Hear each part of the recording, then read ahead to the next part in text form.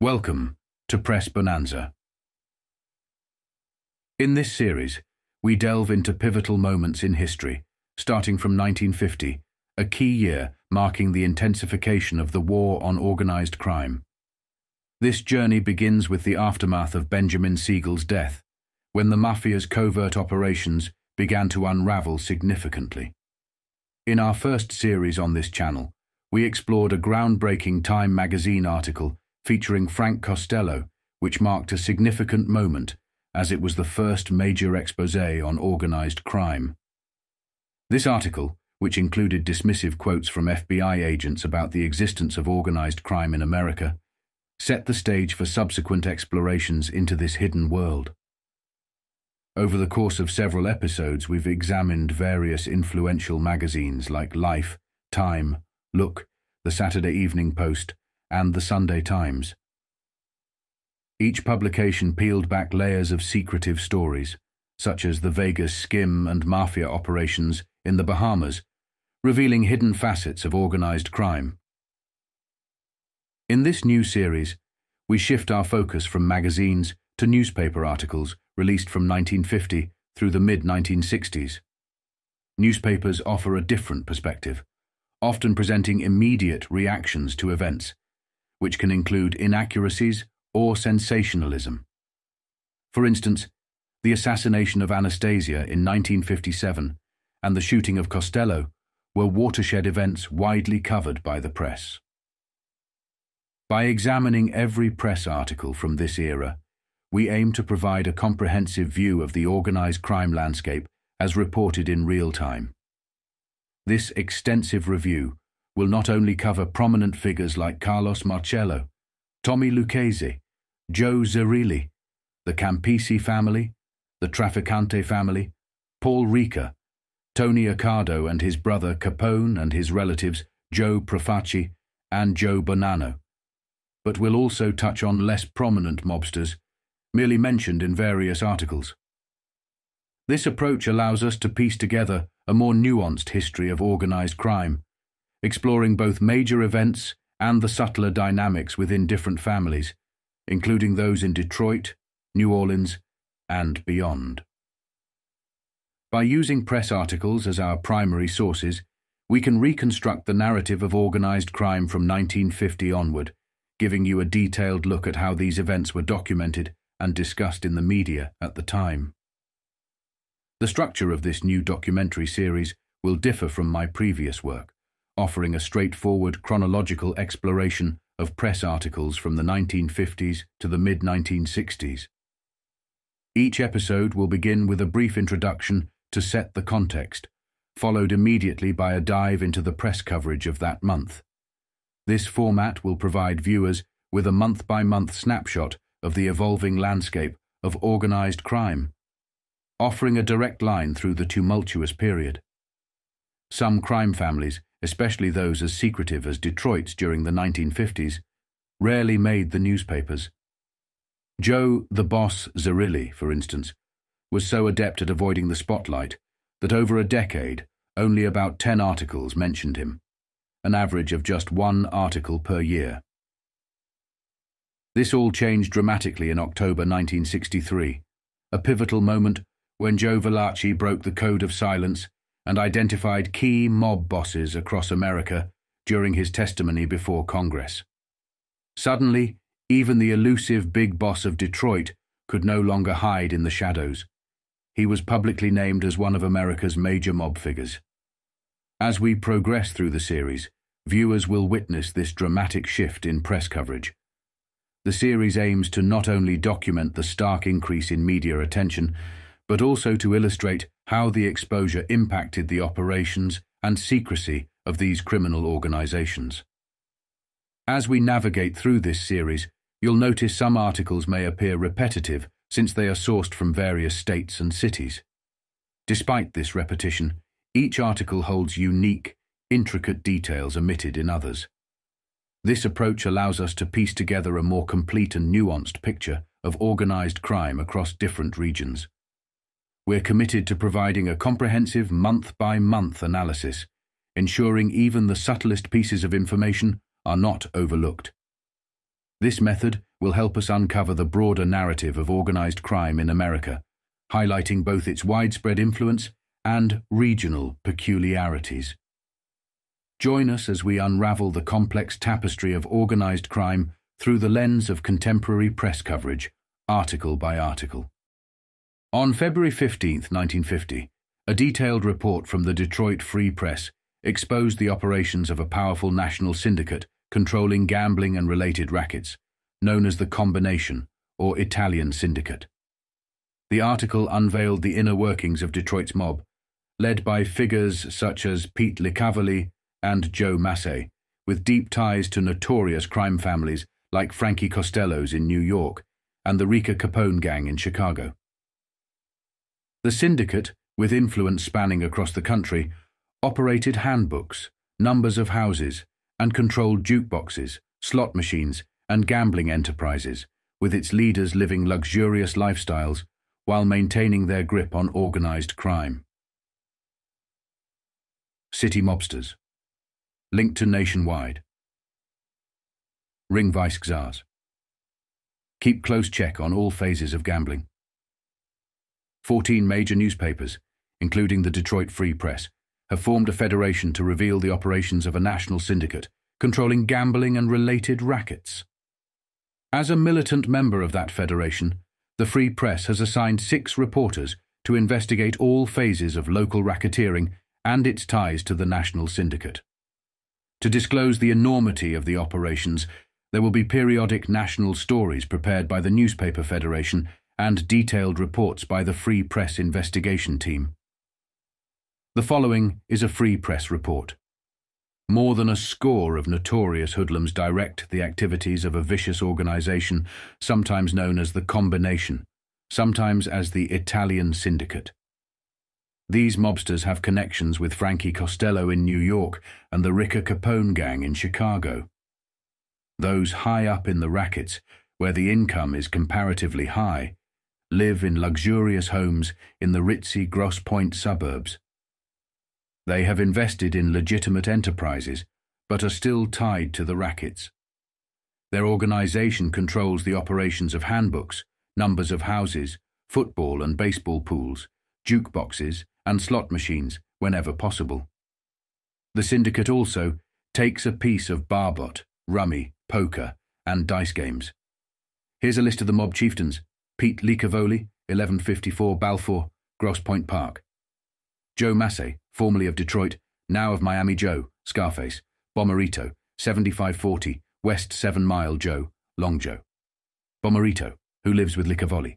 Pete Corrado, 765 Middlesex, Grosse Pointe Park, Mike Rubino, Penn 68 Bedford, Grosse Pointe Park, Sam Lucido, 1507 Sunningdale, Grosse Pointe Woods, Angelo Melli, 2060, Devonshire, Grosse Pointe Park, George, Moses, Masu, address unknown Moses, Mosey, Joseph, 405, Marlborough Anthony, Black Tony, Terramine, Townview 349, Corbett Maxie Stearns, 3252, Fullerton, Dave Feldman, 4005, Webb Marty Thomas, 5969, Cadieux Frank Melli, brother of Angelo, 12601, Wilshire. Vincent Melli, Angelo's son Vito, Bill, Giacalone, address unknown. Tony Giacalone, his brother, address unknown Lawrence C. Corrado, Pete's cousin, 3022. Springle James, Sparky. Corrado, another cousin, 3900, 3 Mile. The syndicate is supposedly masterminded by William, Black Bill, Tocco, of 751 Middlesex, and his neighbor, Joe Zerilli, of 702 Middlesex, Grosse Pointe Park. Tocco and Zerilli are retired Prohibition-era mobsters. These aren't all the hoodlums in Detroit, of course, just the top echelon. Start at the top of the list. Licavoli is the boss of the syndicate. When last heard of it, he was sunning himself on his ranch near Tucson, Arizona, where he is interested in breeding racehorses.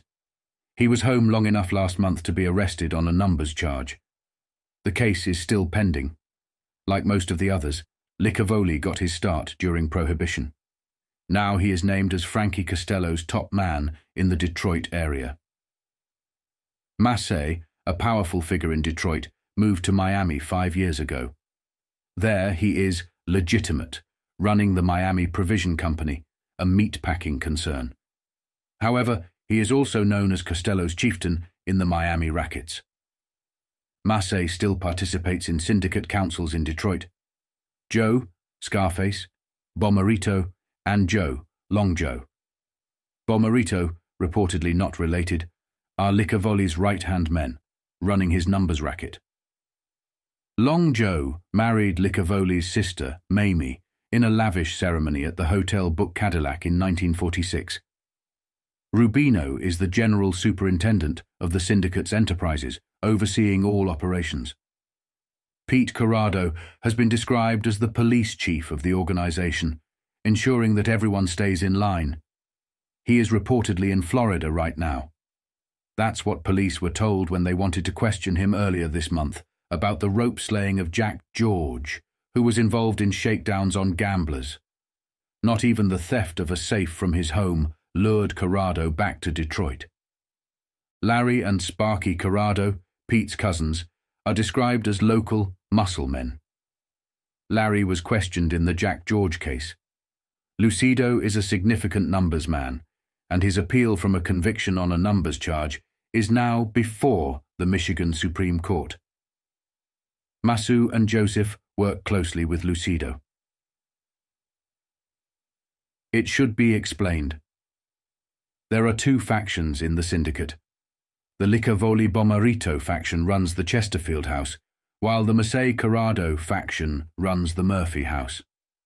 All other gambling enterprises are conducted on a solid syndicate basis. Terramine, Stearns, Feldman, and Thomas are the key players in the handbook business, with Terramine giving the final word on a bookie's operations. The Giacalones are the top office men for the handbook business.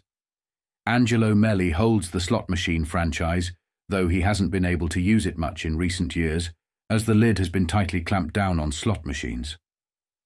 There are fewer than 100 slot machines operating in Michigan, mostly in private clubs. Last summer, police accidentally discovered 23 brand new slot machines when they checked an open door at a novelty company, immediately confiscating them. It could have been the start of a move to bring slots back. Angelo Mealy, along with his brother Frank and his son Vincent, is in the business of distributing coin-operated machines, mainly jukeboxes. Police say the Mellis become resentful when their machines aren't used. They point significantly to the recent stink bombing of 3 establishments using machines from another company. The football and baseball pools tie directly into the numbers operations. Needless to say, these assorted enterprises constitute a large business, one that requires a large organization and personnel who know the right methods to use. Detroit, they say, is a clean town. Identify bandit as Consul Slayer Paris, Associated Press. A gentleman bandit, arrested for looting an American diplomat's home, was identified as an escaped convict, under sentence of death for murder. Police identified their prisoner as Paul Della Pina, a 39-year-old Corsican condemned for the murder of a Norwegian consul 4 years ago. They said Della Pina confessed to robbing the residence of Edward Krause, an American attaché. Thugs get $150. Rossi Brown, 46, of 579 Farnsworth, told police that 2 armed men invaded his home and stole $150 after binding Brown and his wife with electric cord. On February 1, 1951, the Associated Press reported from Sacramento, California, that the Senate Crime Investigating Committee, led by Senator Kefauver, was probing into the stockholders of the Hazel Park Racing Association in Detroit. The investigation aimed to uncover potential underworld connections, focusing on new investors such as Anthony Zerilli, son of a Prohibition-era gangster, and Agostino Orlando, who had significant stakes in the track. With concerns that racketeers may have financial interests in the racetrack, the committee sought to determine whether these individuals were linked to organized crime despite lacking criminal records. Detroit track is watched. Detroit, Associated Press. The Senate, Kefauver. Crime Investigating Committee delved deeply into a list of Hazel Park Racing Association stockholders yesterday, to determine if underworld money is invested in the track. Investigators said they particularly wanted to check up on 39 stockholders who have bought into the Detroit track since an original list of 28 stockholders was submitted to State Racing Commissioner Frederick E. Harris last July. Harris had said at that time that he wanted to investigate reports that racketeers had financial interests in the track. W. D. Amis, a committee investigator, noted such names as Anthony Zerilli, Benjamin Retty, and Agostino Orlando on the revised list. Amis said Zerilli is the son of Joe Zerilli, a Prohibition-era gangster, and has $55,000 worth of Hazel Park stock. Orlando is a son-in-law of Santo, Sam Perrone, identified as a one-time police character. His holdings were listed as $82,500. Amis said neither the younger Zerilli nor Orlando has a police record. He also said he wants to find out whether Retty, a real estate man holding $2,500 worth of stock, is the brother of Joe Retty, identified as a Toledo, Ohio gambling czar. On February 9, 1951, the Free Press reported on the testimony of Harry Herbert Bennett, former personnel director of Ford Motor Company, before the Kefauver Crime Investigating Committee. Bennett denied allegations of employing hoodlums in Ford's service department, asserting that his role was limited to executing Henry Ford's personal orders. He admitted to entertaining known gangsters and ex-convicts but dismissed any involvement in criminal activities. The testimony shed light on Bennett's controversial influence within Ford, his connections to underworld figures, and his efforts to balance corporate and criminal interactions during his tenure. Denies he headed factory police, admits he entertained and hired hoodlums. By Kenneth McCormick, Free Press staff writer Harry Herbert Bennett, 58, former personnel director of the Ford Motor Company, was the key witness called Thursday by the Kefauver Crime Investigating Committee. Bennett denied that any hoodlums were employed in his famed service department, and further denied that he personally headed the department. He stated that his duties were carrying out the late Henry Ford's personal orders. The wiry little man, once considered one of the nation's most powerful figures, looked years younger than his age. He wore his habitual bow tie. Bennett said he started working for Ford shortly after World War I in New York City. 2 weeks later, he moved to Detroit and began working directly for Henry Ford. He mentioned that the late Thomas Kelly was head of the service department at that time, and it was later headed by Everett Moore. "Who determined the policy at the Ford Motor Company?" asked the investigator. "Mr. Ford did," Bennett responded simply. "And do you know why Mr. Ford hired people with criminal records?" the investigator pressed. Bennett explained, "Mr. Ford's idea came about because of a fellow who was sent up as a 4-time loser on a liquor case. Mr. Ford got interested in him and asked me to check into it. He told me, maybe a lot of guys here at Ford should be up for life. Mr. Ford often got sympathetic about cases he read about, and I investigated thousands of them. For instance, Legs Lahman, who kidnapped David Cass, was paroled to me. He left after 5 days, and I haven't seen him since, but no man with a criminal record was employed in service." The investigator shifted gears. "Did you know Chester Lemaire?" "Well, I'll tell you about that," Bennett began. "There was a fruit peddler shot in the head out there, and Mr. Ford told me to get in touch with those people and stop that sort of thing. Chester Lemaire was brought in on parole by some Secret Service men." "Which Secret Service men?" the investigator asked. "By Burt Brown and Joe Palmer," Bennett clarified, mentioning both former Secret Service heads in Detroit. "Did Joe Tocco work for the Ford Motor Company?" "No, Joe Tocco never had anything to do with the Ford Motor Company," Bennett replied. "His son went to the Ford Trade School, that's all." "But you knew Joe Tocco?" "Oh, sure. Everyone knew Joe," Bennett said. The investigator leaned in. Can you think of any hoodlum in Detroit you don't know? There are a lot of them I don't know, Bennett said firmly. You name them, and I'll tell you if I know them. The investigator then named Pete Corrado, Joe Massey, and Joe Bomarito. Bennett admitted, I've heard of them, but I don't know them. Did Chester Lemaire have the fruit concession at Ford? The investigator asked. Lemaire didn't know a banana from an orange. Bennett chuckled. He was in with another man who had the contract. Bennett continued. There were 5 factions around town, and people were getting shot every day. We didn't like that. Didn't you know the hoodlum element at that time? Tell us who they were, the investigator pressed. Bennett gave a wry smile. Do you want me to get my head blown off? Considering your association with them, Mr. Bennett, I'd consider you quite safe, the investigator retorted. Well, there was an East Side faction. I didn't know them, Bennett said. But the West Side faction I knew. That was Chet Lemaire's gang. Did you ever know Tony Deanna as a gangster? You sent for him, the investigator probed. No, I didn't, Bennett replied firmly. Never in my life. So, when did you meet Deanna? Louis Colombo, former chief Ford counsel, introduced him to me at a fight downtown, Bennett recalled. Was that before Chet Lemaire got killed? The investigator asked. Yes, but I didn't know anything about that, Bennett responded. You never heard of Deanna before?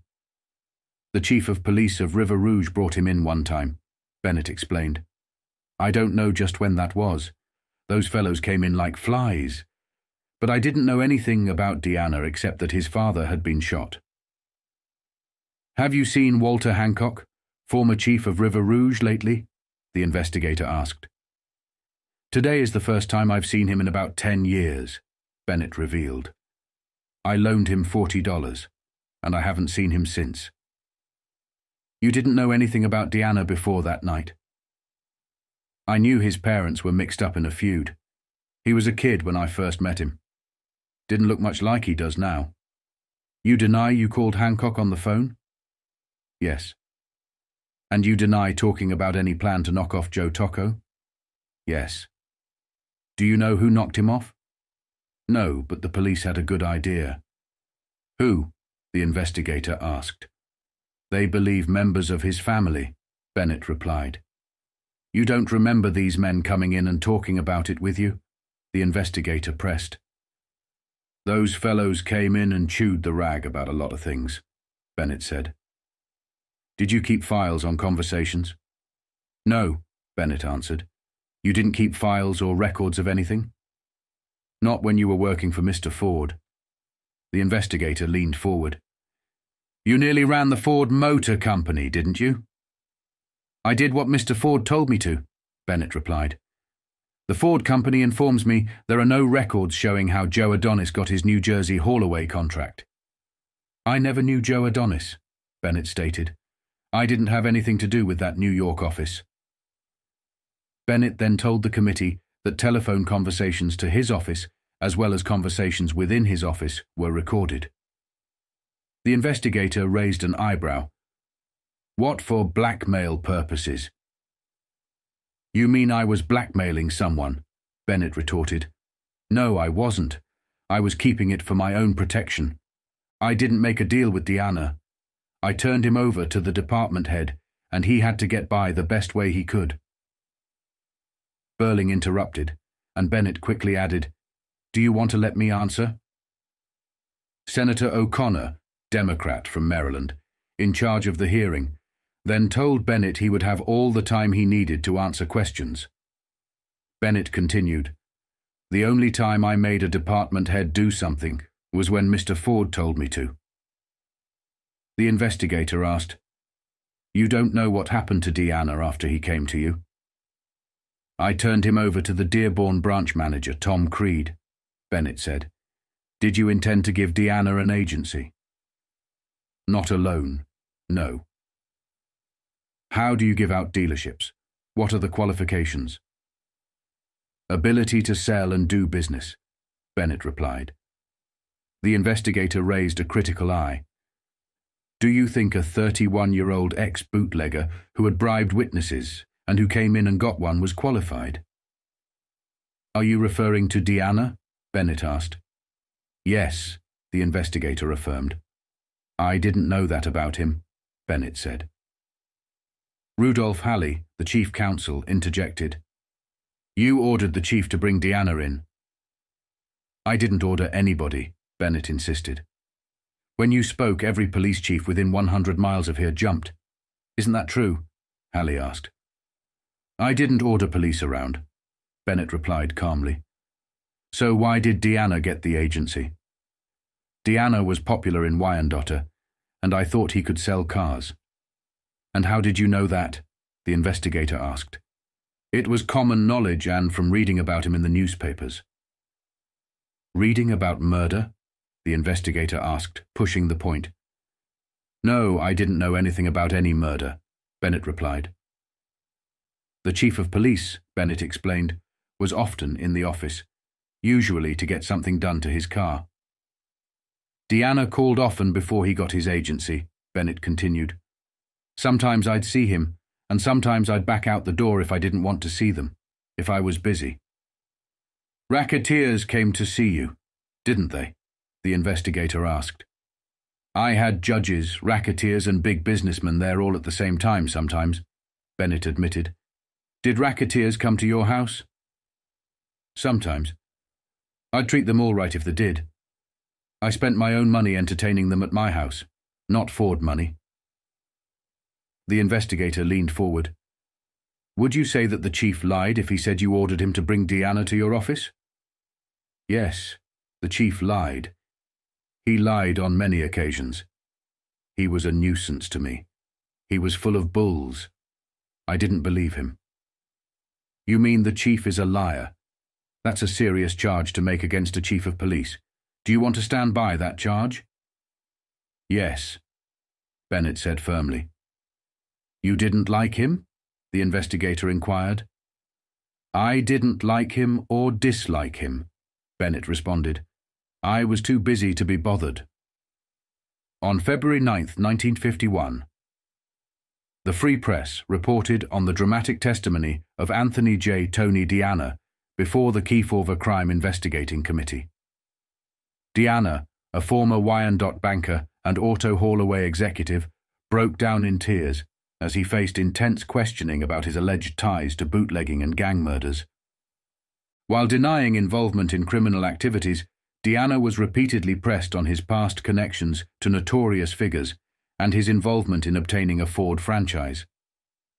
The hearing highlighted his efforts to distance himself from his criminal past while under scrutiny for his ties to Detroit's underworld. Deanna denies tie to gang slayings, says he did no murders. By James McConkey, Free Press staff writer Anthony J. Tony. Deanna, 51, wept openly at the climax of 2 hours of grilling by Kefauver committee attorneys. Wearing a conservative blue suit, the Sicilian-born Deanna was by turns sullen and distraught as he faced questions about bootleggers and gang murders. John Burling, associate counsel for the committee, pressed him relentlessly, chipping away at the facade of respectability Deanna had built over the years as a Wyandotte banker and auto haul-away executive. Time and again, Deanna protested his loyalty to and love for the United States, but Burling kept returning to some shady aspects of Deanna's past. Isn't it true that in 1917 your father and uncle, Sam Gianola, were walking up the steps of your home and your father was shot dead? Burling asked. And wasn't your Uncle Sam murdered later? And then your Uncle Tony? Deanna hedged, saying he was unaware of the exact circumstances. Burling followed up. Is it not true that the murderers of your father and 2 uncles were never brought to trial? Deanna nodded. Yes, that's so, he admitted, adding that he had heard his father did not deserve to be shot. Burling shifted focus. When did you first hear the word mafia? Deanna replied, I've heard it speaking to Italians. I think it means tough guy. You mean mafioso? No, I mean the noun mafia, not the adjective mafioso, Burling clarified. Deanna looked slightly confused. Mr. Burling, I didn't get much education. I only went to the 7th grade.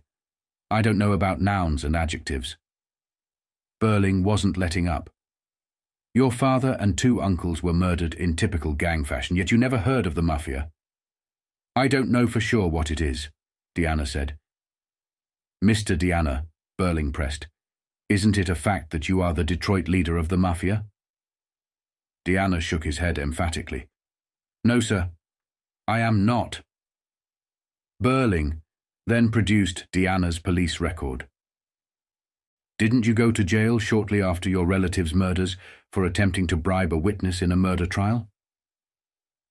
Deanna shifted uneasily in his seat before admitting, Yes, I served 5 months in the Detroit House of Correction for attempted bribery. And since then you've been arrested twice for felonies, Burling continued. Deanna appeared frustrated. It seems I was arrested, but I don't remember the charges. They let me go the next morning. Burling continued. After that you worked in an alkali plant, a salt plant, and several other jobs, right? Deanna nodded. Yes, that's right. And then you became a bootlegger? Burling asked. Do you deny it? Deanna insisted. I sold sugar. Burling smiled. And most of your customers were bootleggers, isn't that right? I sold sugar like anyone else, Deanna said defensively. Is it a fact that you were in partnership with Joe Massey? Burling asked pointedly. No, I wasn't, Deanna replied firmly. But you knew Joe Massey, Burling prodded. Yes, he was born and raised in the same neighborhood, Deanna admitted. Was he a bootlegger in Wyandotte between 1925 and 1931? Burling asked. Deanna hesitated before responding. I don't care to answer that. It's none of my business. Burling pressed on. I'll tell you why I'm asking this question. At least one witness will testify that you and Joe Massey were kingpin bootleggers in Wyandotte. Deanna refused to budge. I refuse to comment on other people's business.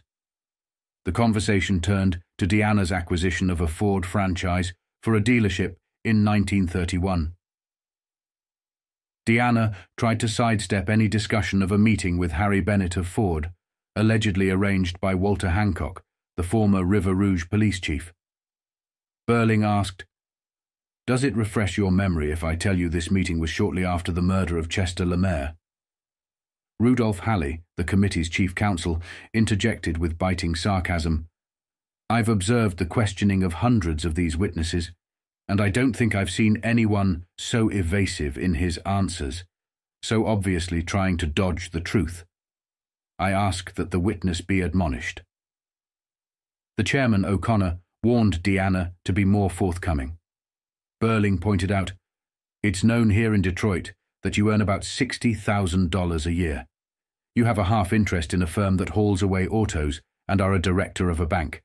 You certainly know enough to answer directly.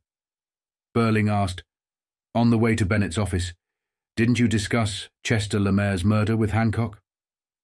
I don't remember, Deanna replied. We talked about a lot of things. Burling then inquired, Didn't you tell Hancock that Joe Tocco would never let you fellows get near the plant, but maybe now you could do better? Deanna denied the claim. No, I didn't say that. Burling followed up. When you got to Bennett's office, was there any discussion that Joe Tocco would be murdered? Deanna appeared shocked. No, of course not. Did Bennett say, I sent for you because I hear you're going to knock off Joe Tocco? Burling asked. No, Deanna responded firmly. Did you by any chance reply, Sure, Mr. Bennett, that's right? Burling probed. No, that is not true, Deanna repeated. Did Bennett say, Tocco is my man, I suggest you lay off him? No, Mr. Burling, Deanna answered. Burling then pointed out for the record that Deanna had almost no capital and no experience in the field when he secured the Ford franchise and a partnership with William L. Pardo. The committee shifted to discussing Deanna's involvement in the haul-away business. Deanna admitted that since 1940 he had drawn. Burling asked, "On the way to Bennett's office, didn't you discuss Chester Lemaire's murder with Hancock?" "I don't remember," Deanna replied. "We talked about a lot of things." Burling then inquired, "Didn't you tell Hancock that Joe Tocco would never let you fellows get near the plant, but maybe now you could do better?" Deanna denied the claim. "No, I didn't say that." Burling followed up. "When you got to Bennett's office, was there any discussion that Joe Tocco would be murdered?" Deanna appeared shocked. "No, of course not." "Did Bennett say, 'I sent for you because I hear you're going to knock off Joe Tocco'?" Burling asked. "No," Deanna responded firmly. "Did you by any chance reply, 'Sure, Mr. Bennett, that's right'?" Burling probed. "No, that is not true," Deanna repeated. "Did Bennett say, 'Tocco is my man. I suggest you lay off him'?" "No, Mr. Burling," Deanna answered. Burling then pointed out for the record that Deanna had almost no capital and no experience in the field when he secured the Ford franchise and a partnership with William L. Pardo. The committee shifted to discussing Deanna's involvement in the haul-away business. Deanna admitted that since 1940 he had drawn $27,000 annually from the E&L haul-away firm, though the business was actually run by a manager. "Isn't it a fact," Burling continued, "that in my office you admitted you did nothing for those $27,000? Deanna attempted to deflect the question. "Well, we have a very efficient operation." "Isn't it true," Burling persisted, "that you've had a free ride on Ford's coattails?" "No, it isn't," Deanna insisted. "I make decisions." O'Connor interjected, "What about during the war?" Deanna replied, "There weren't any decisions to make." The witness lightened the mood by clowning his way through an account of a recent trip to California, where he visited racketeer Pete Licavoli at the latter's ranch in Tucson and spent time with Bennett in Palm Springs. Asked to identify a long list of Detroit racketeers, Deanna became both indignant and tearful. He shared stories of his wartime bond-selling activities and declared he was ready to die for my country at any time. Burling, unfazed by Deanna's tearful eloquence, commented, "I think that from starting out as a hoodlum, you've gone further toward respectability than anyone this committee has seen." "I don't think you should call me a hoodlum," Deanna retorted. "I've tried to be a gentleman. I've tried to live it down."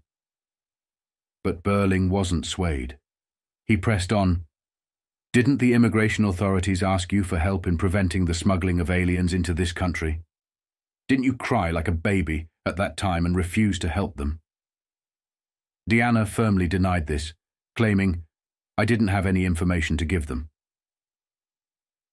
On October 26, 1957, the Miami Herald reported on the mysterious 1955 disappearance of Charles and Marie Ferry, linking their case to the recent assassination of infamous mob boss Albert Anastasia in a New York barbershop.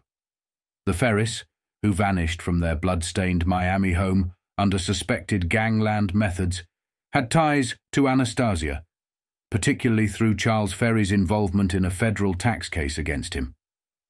The article suggests that Anastasia's ruthless vengeance may have been behind their disappearance, part of a broader pattern of violence surrounding those who threatened his criminal empire. Miami couple may have bloody trail, linked to Anastasia's execution. By Pat Murphy, Herald staff writer. The bark of gangland guns in a New York barbershop on Friday may have forever clouded the answer to the bloody Miami disappearance in 1955 of Charles and Marie Ferry. When the guns fired, they took the life of Albert Anastasia, the Lord High Executioner of Murder Inc., a one-time friend of the Ferris, and long believed to be the common denominator in their baffling disappearance. Charles Ferry, 66, a retired plumber from Fort Lee, New Jersey, who had moved to North Miami, vanished with his wife, Marie, 60, on the night of April 29, 1955, under circumstances marked by gangland methods. Blood spattered their home at 16,000 Northeast 6th Avenue, and everywhere there were signs of a violent struggle. Their car was left untouched. Neither has been seen since, and theories still differ on why and how they disappeared. But the strongest suspicion is that Ferry was the victim of Anastasia's ruthless vengeance. Ferry was slated to testify in a federal income tax evasion case against Anastasia. He had done an $8,700 plumbing job at the Gangland Czar's palatial $90,000 home in Palisades, New Jersey. Other witnesses against Anastasia and his underworld dynasty met similarly violent or mysterious fates. The Fort Lee police chief, described as a friend of Ferry, was found shot to death in some woods. His death was termed a suicide. He had been set to testify about gangster activities in the Fort Lee Cliffside Park area, which is across the river from New York City. Vincent Macri, an Anastasia bodyguard, was murdered before he could testify, and his brother Benedetto vanished, leaving behind only a trail of blood. Albert Blinder, Assistant District Attorney of the Bronx, called the Macri-Ferry cases practically the same, and pointed out that Anastasia was the common denominator. Despite an outwardly quiet life, Ferry was actually a known associate of hoodlums in the Fort Lee area, and was considered closer to Anastasia than just a hired plumber. A close friend of the Ferris and frequent houseguest in Miami, Mrs. Viola Sheridan of West New York, New Jersey, said she believed the mob got Charlie and Marie. He was a good friend of Albert, Anastasia. Mrs. Sheridan, believed to be the sister of an underworld figure, is also known as Doris Zinnia. She went into hiding for a week after the Ferris disappeared. Anastasia was an occasional visitor to the Miami area, but remained in the shadows of other big-name hoodlums whose activities were more visible in Miami Beach. He was last seen on March 17, 1954, outside the Carib Hotel on 23rd Street off Collins Avenue, accompanied by his brother Anthony and two characters from Detroit and Cleveland, Joseph Zerilli and William Black Bill Tocco. He was occasionally seen loitering with other underworld figures at the corner of 23rd Street and Collins Avenue, a crossroads for hoodlum trails to and from the Gold Coast. The Gulfstream racetrack also became a frequent meeting place. In 1952, Anastasia drove to Miami with two companions, reportedly under or-else orders from a new mob element trying to upset his dynasty. He was told not to return north. While in Miami Beach, he is believed to have stayed in the 4300 block of Collins Avenue. The strongest suspicion remains that Ferry was the victim of Anastasia's ruthless vengeance. Ferry was to testify in a federal income tax evasion charge against Anastasia, after completing an $8,700 plumbing job at Anastasia's palatial $90,000 home in Palisades, New Jersey. Other witnesses against Anastasia and his underworld empire met similar fates, either violent or mysterious. The Fort Lee police chief, who was a friend of Ferry, was found shot to death in some woods. His death ruled a suicide. He had been set to testify about gangster activities in the Fort Lee Cliffside Park area across from New York City. Vincent Macri, an Anastasia bodyguard, was murdered before he could testify, and his brother Benedetto vanished, leaving behind only a trail of blood. Albert Blinder, Assistant District Attorney for the Bronx, summed it up by saying, "These cases, including Macri and Ferry, are practically the same, and Anastasia is the common denominator." Despite his outwardly quiet life, Ferry had close ties to hoodlums in the Fort Lee area and was believed to be more than just a hired plumber for Anastasia. Mrs. Viola Sheridan, a close friend of the Ferris and frequent guest at their Miami home before their disappearance, believed that the mob got Charlie and Marie. She added that Ferry was a good friend of Anastasia. Mrs. Sheridan, who was also known as Doris Zinnia and believed to be the sister of an underworld figure, went into hiding for a week after the Ferris disappeared. Anastasia was a frequent visitor to Miami, but usually stayed out of the spotlight, unlike other prominent mobsters whose activities were more visible in Miami Beach. The last reported sighting of Anastasia was on March 17, 1954, outside the Carib Hotel on 23rd Street near Collins Avenue. He was with his brother Anthony and two associates from Detroit and Cleveland, Joseph Zerilli and William Black Bill Tocco. Anastasia was also seen from time to time with other underworld characters at the corner of 23rd Street and Collins Avenue, a crossroads for the movement of hoodlums to and from the Gold Coast. Gulfstream Racetrack was another frequent meeting place. In 1952, Anastasia made the drive to Miami with two companions, reportedly under threats from a new mob element attempting to overthrow his control. He was warned not to return north. During his time in Miami Beach, Anastasia is believed to have stayed in the 4300 block of Collins Avenue. On July 1, 1958, in Detroit, Michigan, a report revealed the names of 30 Detroiters listed as associates and contacts at the infamous Appalachian Mafia Conference held on November 14, 1957. The list, provided by Chief Counsel Robert Kennedy to Senator John L. McClellan and the Senate Rackets Committee, included individuals with extensive criminal records, ranging from murder to gambling and racketeering. While the list was not presented as proof of wrongdoing, it served as a guide for the committee's ongoing investigation into organized crime's influence and operations across the United States. Probers get list of 31 Detroiters. 30 Detroiters were listed as associates and contacts at a conference last November 14th at Appalachian, New York. The names, along with those of 106 others, were given to Senator John L. McClellan, Democrat from Arkansas, and his Rackets Committee by Chief Counsel Robert Kennedy. McClellan stated that the names would be admitted for the guidance of the committee, but not as proof of wrongdoing. This is the list of Detroiters and their records as issued by the committee. Antonio Andate, arrests for larceny, gambling, associate of Licavoli's. Long Joe Bomarito, arrests for robbery, armed, kidnapping, gambling, suspicion of murder, violation of prohibition law. Scarface Joe Bomarito, arrests for carrying a concealed weapon, suspicion of murder, violation of prohibition law, extortion by threat, assault and gambling. William Bufalino, head of Teamsters Local, 985, Jukebox Local. Tried and acquitted in 1953 jukebox racket. Frank Camerata, murder suspect, bank robber, deported in 1936, re-entered in 1946, released from Jackson Prison in 1958. Last seen in Warren, Michigan. Evaded committee subpoena. Vincent Camerata, alias Vito Camerata and Vito Camayato, arrested for carrying a concealed weapon, grand larceny, and operating a still. Dominic Corrado, nephew of Pete, deceased. Arrested for conspiracy to violate gaming laws, carrying a concealed weapon, and as a suspect in a shooting.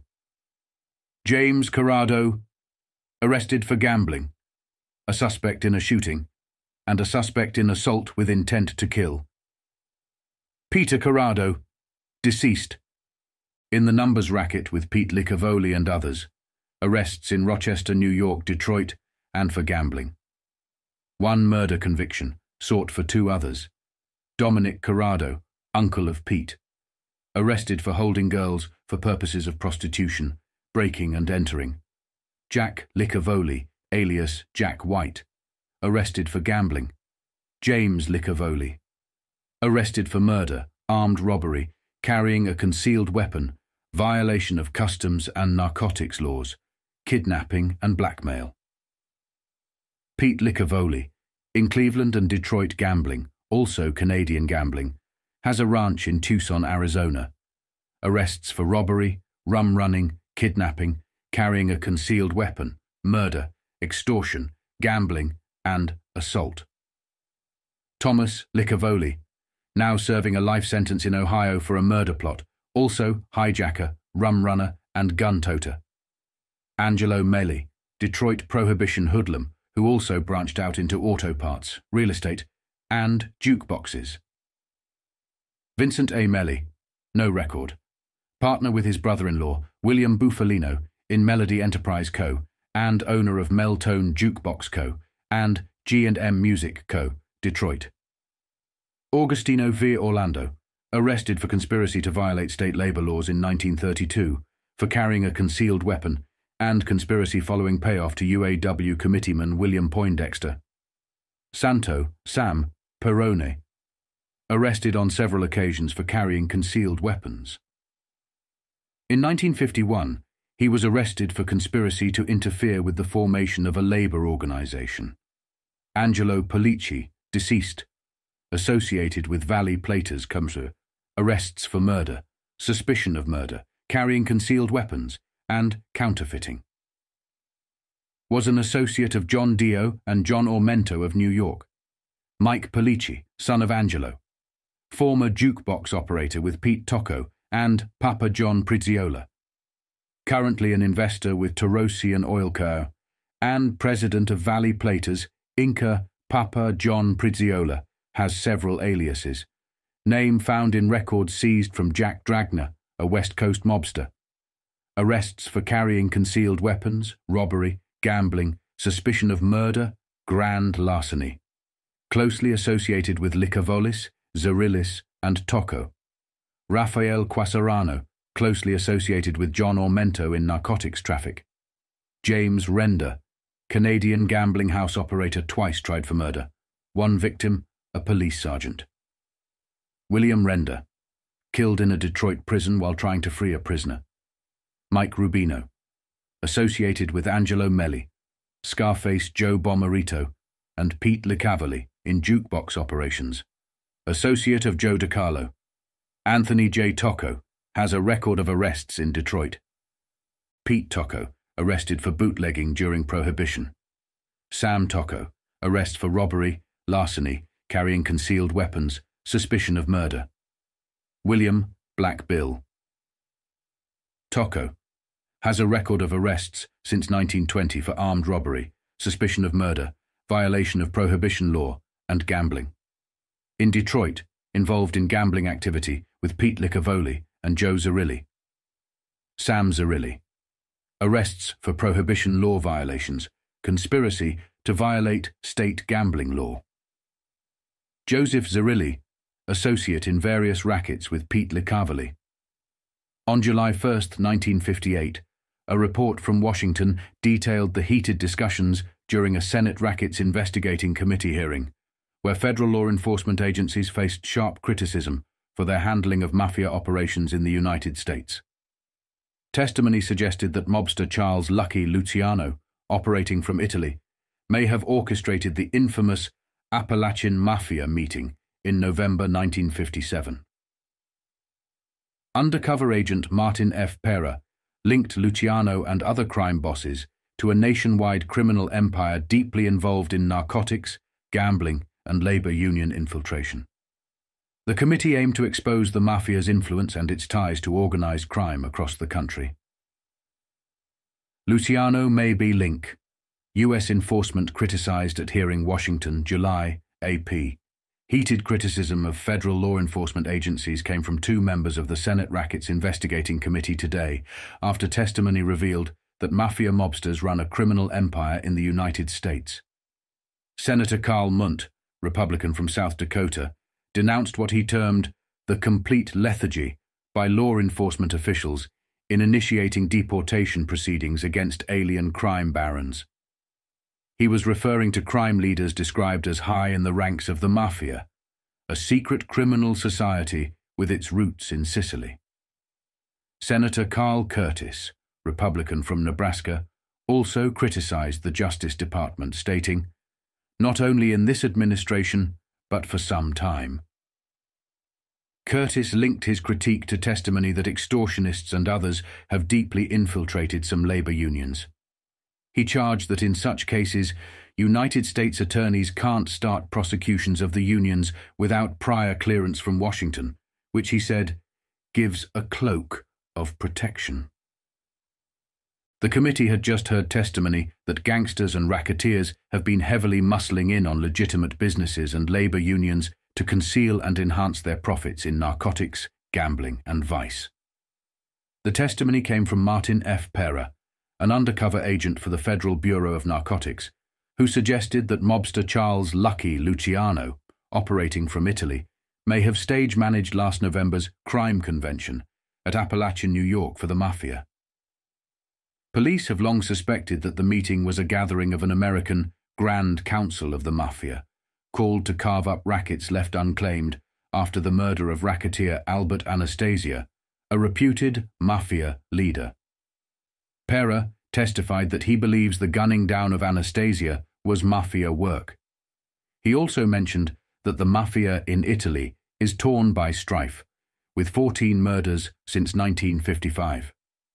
This internal conflict has caused ripples in the American underworld as well. Pera said he saw great significance in a meeting held in Palermo, Italy, which brought together Joseph Joey Banana Bonanno, Carmine Galente, and Santa Sorge, who Pera identified as Luciano's Italian top lieutenant.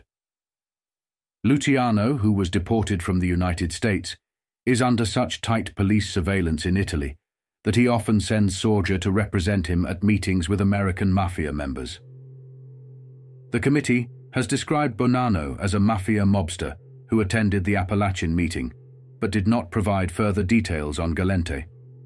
Pera indicated that the timing of the Palermo meeting and the Appalachian gathering was significant in suggesting a connection between the two events. 4 men alleged to have attended the Appalachian meeting were summoned for questioning by the Senate Rackets Investigating Committee. They were described as a civic leader, a labor union official, a businessman involved in deportation proceedings, and a gangster. The committee placed in evidence a statement listing the 4 men as among the 60 rounded up by police in a raid at the Appalachian, meeting on November 14, 1957. The men were identified as John Charles Montana, a leader of various business firms and civic associations; James Vincent LaDuca, who was involved with the Buffalo Local of the Hotel and Restaurant Employees Union; Russell J. Bufalino, owner of the Penn Drape and Curtain Company in Pittston, Pennsylvania. The government is attempting to deport him to Italy; Joseph Profassi, an old-time, well-established gangster from Brooklyn, New York. All 4 men, the committee contends, were present at the Appalachian meeting. Pera testified that the gathering had the appearance of a meeting of Mafia big shots. Robert F. Kennedy, the committee's counsel, stated that Pera would be asked for more details about his testimony regarding the Narcotics Bureau's observations of a concerted effort by Mafia mobsters to infiltrate the labor management field. According to McClellan, the objectives of the Mafia's infiltration into labor unions are twofold. A. To provide mobsters with respectable fronts behind which to operate and conceal profits from narcotics, vice, and gambling, and B. To secure contracts with labor unions that give their firms an unfair advantage over legitimate competitors. Pera testified that the Mafia is ruled by a Grand Council rather than any individual leader, and that the Appalachian meeting followed the Mafia's established pattern.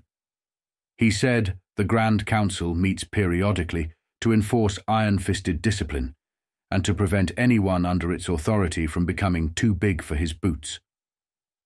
Pera added that the Mafia rewards its agents for creditable performance, such as efficient murders or other difficult assignments. New York State Police Sergeant Edgar D. Croswell, who led the raid on the Appalachian meeting, testified that Montana was indeed present. Croswell identified Joseph Barbara as the host of the meeting. The committee announced a cast of characters that will feature prominently in its hearings. The list entered into evidence bore the caption, "Individuals at Appalachian," and names of some of their contacts and associates. The list included Joseph Francis Civello, Dallas, Texas, food and liquor importer; arrests, murder, violation of liquor law, conspiracy under the Harrison Act. Associate, John Ormento, James Coletti, Pueblo, Colorado, owns Colorado Cheese Cabas. Arrests, receiving stolen goods, disorderly conduct. Frank DeSimone, Downey, California, former partner of Jack Dragna in the Latin Importing Co. Pete Licavoli, Detroit and Cleveland, active in gambling syndicates in Cleveland, Detroit, and Canada.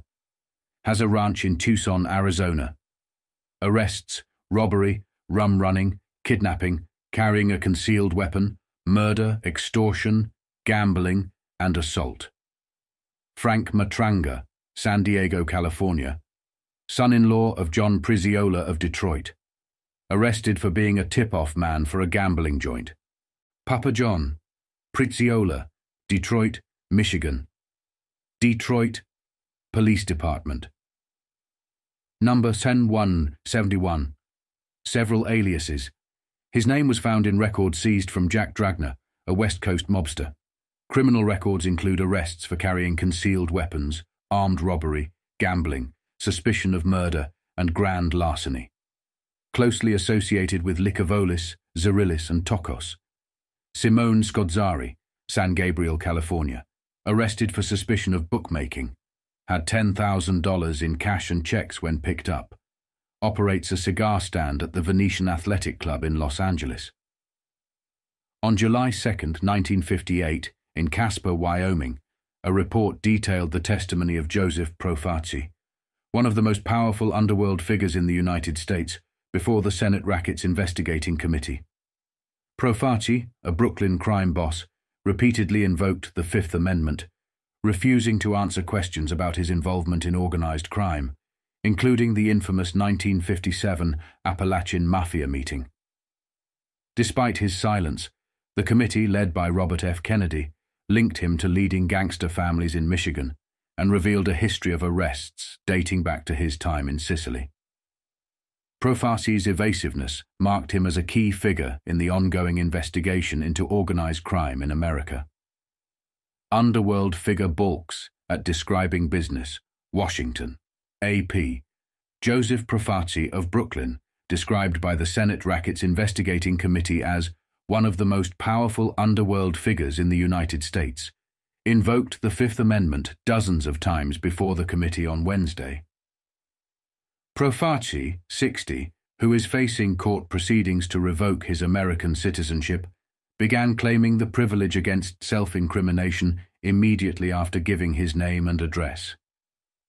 He balked when asked about his business or occupation.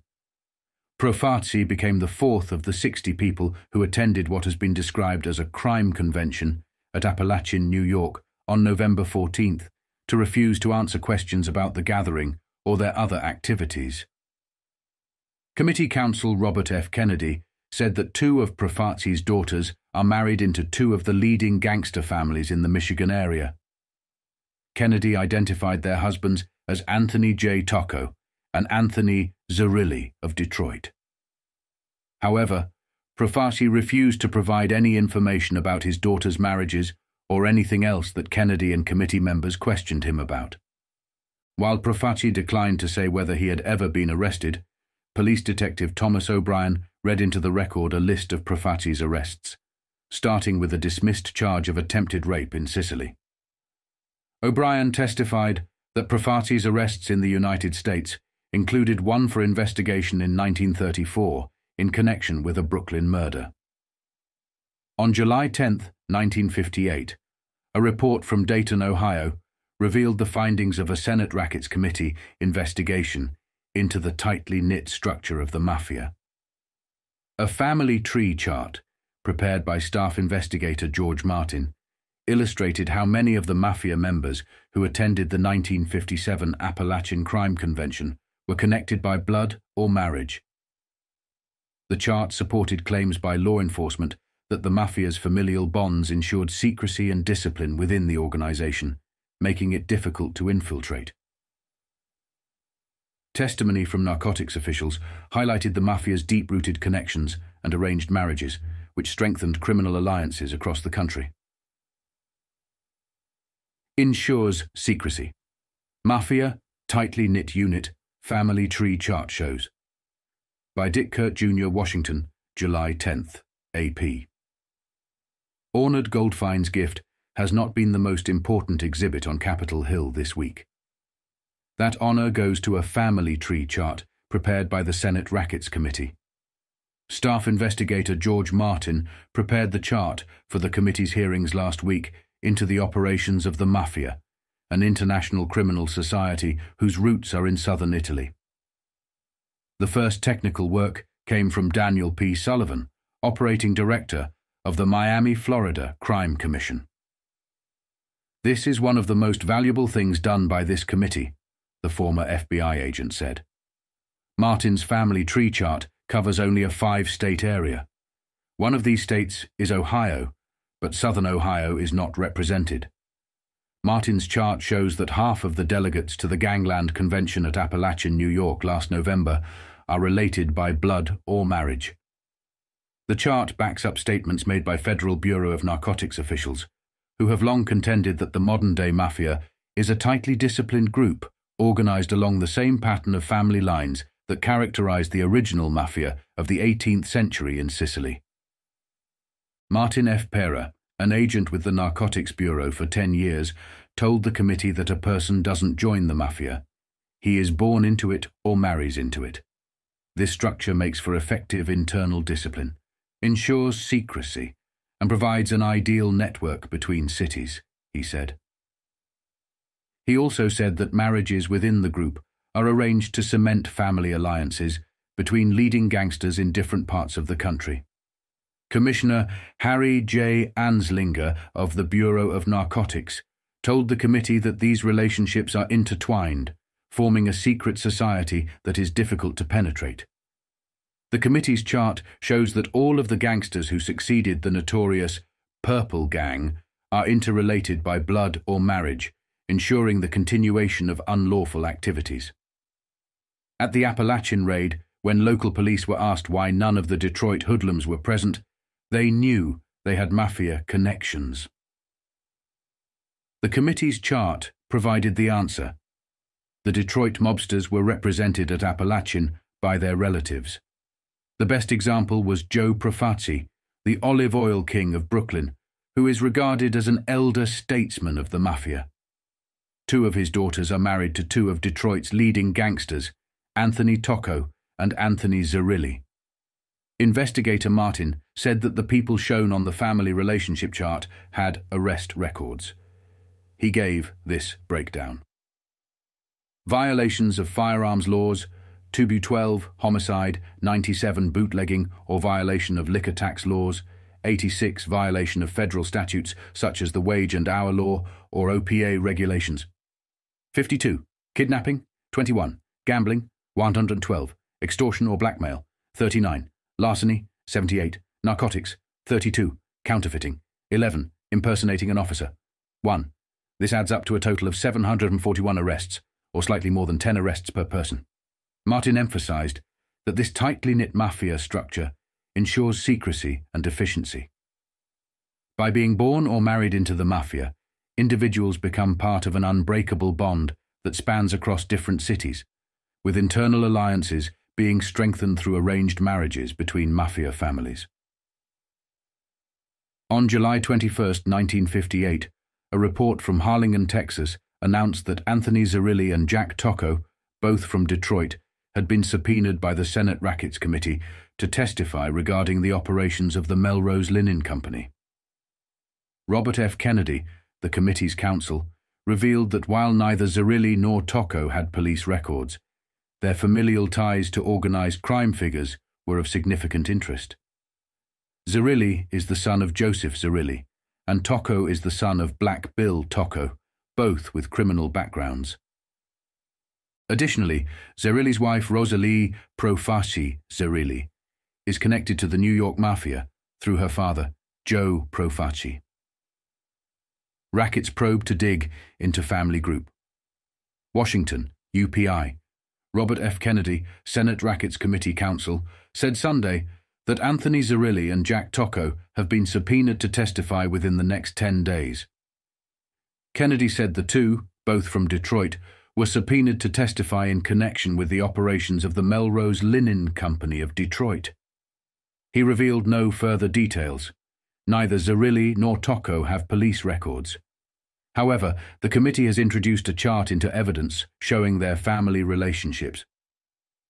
Zerilli is the son of Joseph Zerilli, whose sister is Rosalie Zerilli Tocco, the mother of Jack Tocco. Joseph Zerilli and Black Bill Tocco, Rosalie's husband and Jack Tocco's father, both have criminal records. Anthony Zerilli's wife, Rosalie Profaci Zerilli, has a connection to the New York Mafia. Her father is Joe Profaci, a New York importer who has invoked the Fifth Amendment and has been described by the committee as one of the most important underworld figures and a delegate to the Appalachian Meeting of Underworld Leaders in New York. On December 1, 1958, a report from Detroit, Michigan, highlighted the upcoming Senate Rackets Investigating Committee hearings, which would focus on Detroit's notorious jukebox wars and the infiltration of organized crime into the coin machine industry. Among the key figures subpoenaed were former Prohibition-era mobsters, including William Bufalino and Angelo Melli, both linked to labor racketeering and the jukebox business. The hearings were expected to revisit a decade-old lawsuit and probe past extortion and conspiracy charges against Bufalino and others, shedding light on the deep-rooted gangster influence in Detroit's labor and vending industries. Bufalino and Melli get top billing in Rackets quiz, Jukebox Wars slated for airing in Capitol. By Ralph Nelson, Free Press staff writer, echoes of Detroit's once savage jukebox wars and a probe into gangster influence and infiltration in today's coin machine industry will take center stage Thursday in Washington before the Senate Rackets Investigating Committee. Among the 100 persons already subpoenaed, informed sources claimed late Sunday, are former big-time Detroit area mobsters. These figures are said to be Prohibition-era big shots who have maneuvered control of jukebox and coin machine operations for themselves or their relatives. The Detroit phase of the McClellan Committee investigation will open with an airing of a dusty lawsuit brought 12 years ago by the Bilvin Distributing Company against the Music Maintenance Workers Union, Local 23814, AFL. William K. Bufalino, who had figured in previous Senate hearings and labor racket investigations in Detroit, was the head of the now-defunct Bilvin Company. His lawsuit, which was settled out of court, was aimed at the organizing activities of Eugene C. Jimmy James, then the Secretary-Treasurer of the Union. James has since left Detroit. Shortly thereafter, Bufalino became head of Union Local 985, the jukebox branch of the Teamsters Union. James claimed at the time that his life was in danger and named a half-dozen Prohibition-era gang leaders as potential assailants. Bufalino, according to sources among Detroit police and attorneys, has been subpoenaed for the upcoming hearings. Others named as having been subpoenaed include Angelo Melli, a reputed gang boss of the 1920s, Sam Tocco, a relative of William Black Bill Tocco, another former gangster suspect, and Joe Zerilli, a former police character. The sources reported that Melli, who escaped a Senate subpoena during the investigation into Detroit's gangster-tinged laundry industry 3 months ago, was served for the new hearing last week while in St. John's Hospital. Melli had been hospitalized for a stomach ailment. Another development in the Senate investigation is expected to cover the circumstances leading to the trial 4 years ago of Bufalino and 5 others on extortion and conspiracy charges. The defendants were accused in connection with the organization of vending machine companies, auto wash racks, and the jukebox industry. They were acquitted by a jury before Recorder's Judge Joseph A. Gillis on August 6, 1954. On November 22, 1959, in Phoenix, Arizona, an article examined Bill Bonanno's claim that the mafia is nothing more than a media fantasy, contrasting his views with those of law enforcement agencies and the U.S. government, which insist the mafia is a vast criminal enterprise involved in extortion, narcotics, and murder. Bill Bonanno, son of notorious mobster Joe Bonanno, faced scrutiny amid a federal grand jury investigation into his father's influence over Tucson's economy. The article also highlighted the intricate web of mafia families tied through blood and marriage, including Bill's connection to prominent mafia figures like Joe Profaci, and the persistent presence of organized crime in Arizona. Bill Bonanno says the mafia is a fantasy created to sell newspapers through sensational headlines. Bill, or Salvatore as he was born, is the son of Tucson resident Joe Bonanno, a delegate to the Appalachian Convention of the criminal group known as the Mafia. A federal grand jury in Phoenix has been probing the elder Bonanno's affairs to determine how he gained a percentage of control over Tucson's economic growth and whether he reported the income. In all candor, it must be said that such a probe would also reveal that many of the elder Bonanno's cronies have been involved in politics, both locally and at the state level, in Arizona. As for the mafia being a fantasy, it is the word of the United States government and nearly every law enforcement agency in the country that the mafia exists as a gigantic criminal conspiracy dedicated to extortion, protection rackets, narcotics trafficking, and murder. It's the word of those authorities versus Bill Bonanno's claim that the mafia is merely a newspaper headline. The interesting part of Bill Bonanno's attack on the newspapers is that it closely mirrors an earlier statement made by Joe Profaci some months ago. Profaci, of Brooklyn, is the elder dean of the mafia. He claimed that American newspapers were communist troublemakers, digging up what he called nonsense about the so-called invisible government. Incidentally, Bill Bonanno is married to Profaci's niece, Rosalie. Testimony before the United States Senate indicated that the mafia organization revolves around bloodlines. In Arizona, there is Pete Licavoli, currently enjoying Uncle Sam's hospitality while on vacation from his Tucson home. Pete's wife, Grace, is the sister of Joe Scarface.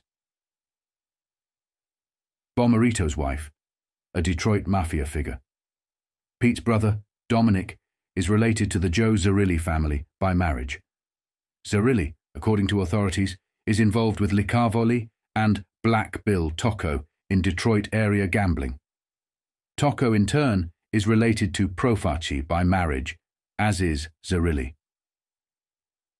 All of these notable characters have various interests in Arizona and are part-time residents. Additionally, hoodlums from the Toledo, Ohio and California areas are frequent visitors, all with mafia connections. Bill Bonanno has no criminal record. However, if he is as naive as he sounds, he could ask his associate, Charlie the Bat Battaglia, about the West Coast. Charlie the Bat is a Los Angeles hoodlum now residing in Tucson, much to the dismay of local police.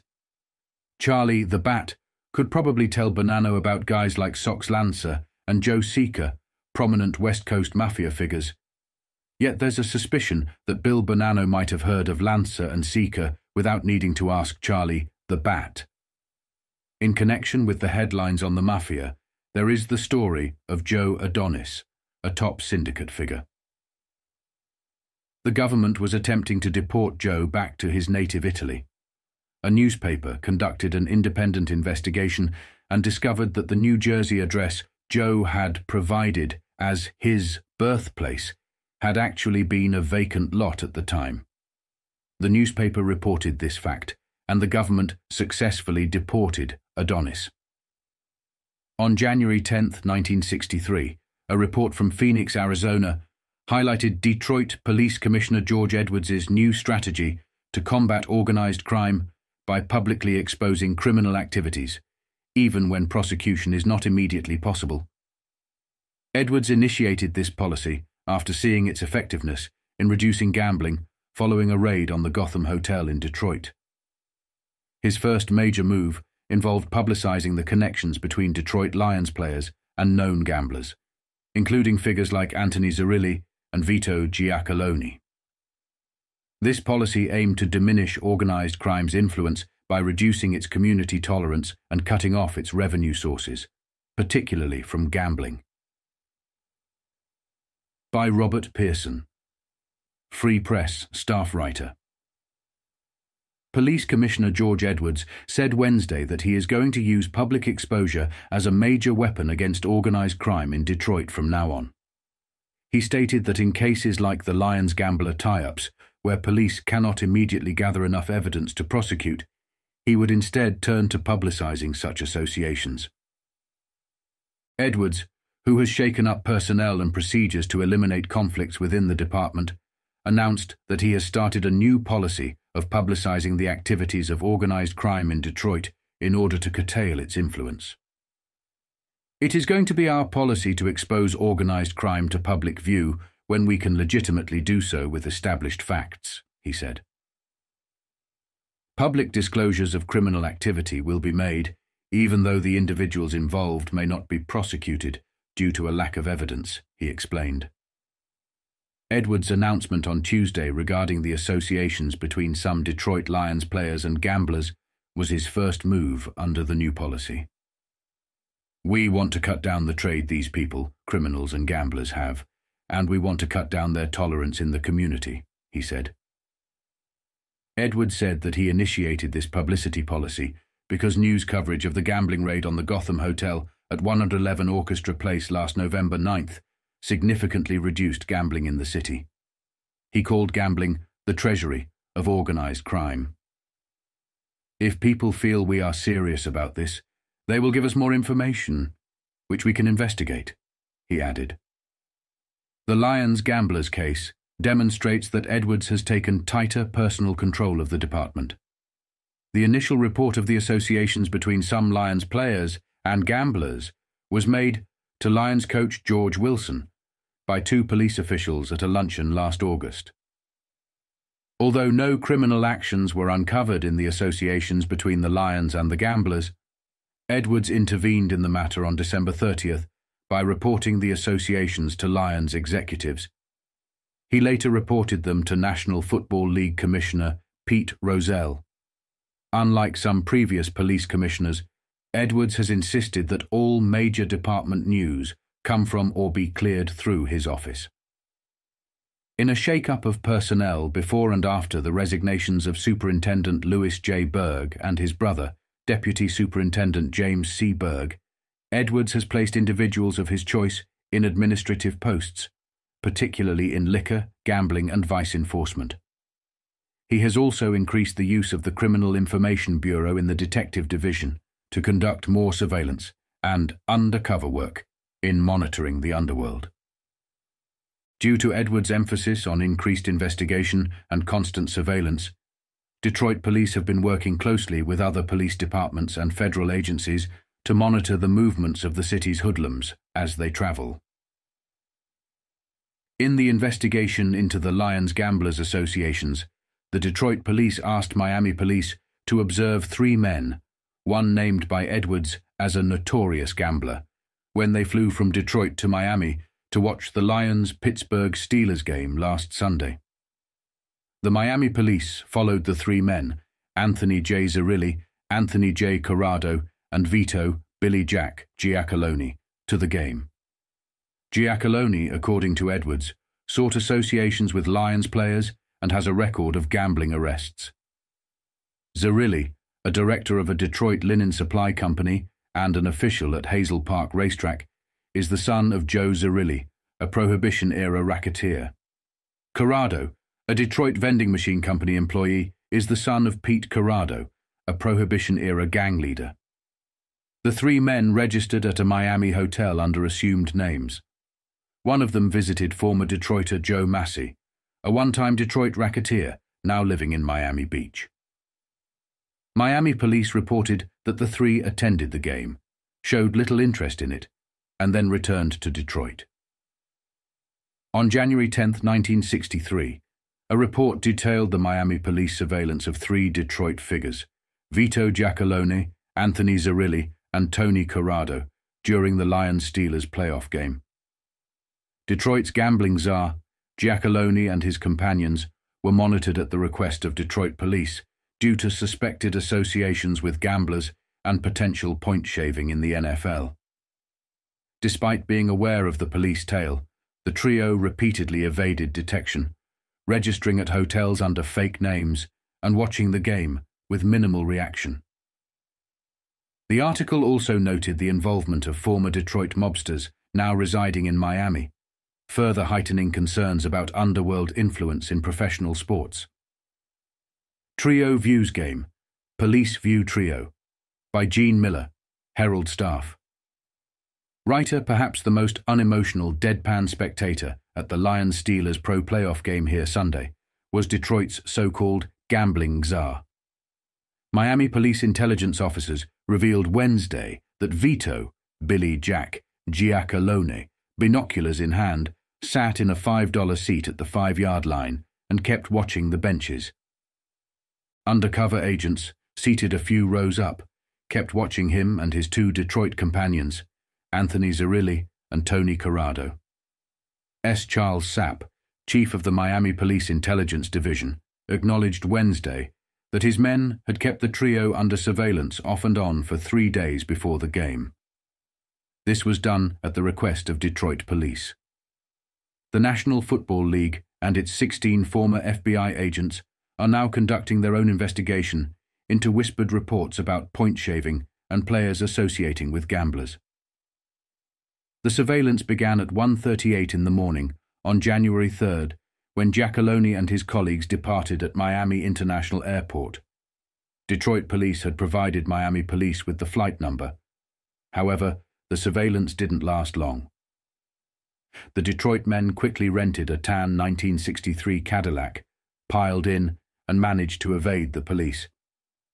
They were obviously aware of the tale. Police put out a radio alert for the car, and a few hours later it was spotted at the luxurious Diplomat Hotel in Hollywood. The trio had checked in under phony names, Williams, Sack and Corter, and provided fictitious Detroit addresses. The surveillance was resumed. The Cadillac took off for the airport again, where they met a tall, dark-haired, well-dressed woman whose identity remains unknown. However, upon leaving the airport, the trio once again gave the plainclothes officers the slip. Not illogically, the cops hurried back to the hotel, only to discover that the 3 had already checked out, leaving no forwarding addresses. Police picked them up again near game time on the Detroit side of the East End zone. Corrado isn't easily missed. He weighs about 280 pounds. While Corrado ate peanuts, a Miami policeman sat down nearby, along with a police cameraman equipped with a telescopic lens. The trio didn't show much excitement during the game, according to police. While most people reacted to the touchdowns, spectacular plays and numerous injuries, the threesomes took turns watching both the Detroit and Pittsburgh benches through their binoculars. "As far as we know," said Sapp, "they didn't talk to any of the players." Sapp was also looking for Mike, the enforcer, Rubino, a well-known Detroit hoodlum. Although police didn't find him in Miami, he was reportedly seen talking to Joe Massey, a former Detroit Purple mob gangster now residing in Miami Beach. Miami Crime Commissioner Dan Sullivan said Wednesday that he wasn't sure what connections Massey still has in Detroit. Giacalone, Corrado and Zerilli lost their tail a 3rd time, apparently on their way to the airport on Sunday to return the Cadillac and catch a 5:30 in the afternoon flight back to Detroit. By Wednesday, all the Detroit players had checked out of town. Only a few club officials and hangers-on remained to enjoy the sun, and no one admitted to knowing a gambler named Giacalone. On January 10, 1963, a report surfaced detailing the ongoing investigation into possible connections between Detroit Lions players and known gamblers. 4 players, Darris McCord, John Gordy, Alex Karras, and Wayne Walker, volunteered to take lie detector tests to prove their innocence. The investigation, led by Detroit Police Commissioner George Edwards, linked some of the players to gamblers like Vito, Billy Jack, Giacalone, and Anthony Zerilli, though no criminal actions were found. Lions President William Clay Ford expressed confidence in the players, while NFL Commissioner Pete Rozelle continued to oversee the investigation. 4 Lions set to take lie test Detroit, UPI. 4 Detroit Lions players have volunteered to take lie detector tests to prove that their acquaintanceship with known gamblers did not affect their play. William Clay Ford, Lions president, said that Darris McCord, John Gordy, Alex Karras, and Wayne Walker all volunteered to take the tests. 3 of the players, Karras, Gordy, and Walker, were named in a report made by Detroit Police Commissioner George Edwards to the Lions management and National Football League Commissioner Pete Rozelle. The report linked the 3 players with known gamblers, but no criminal actions were discovered in the associations.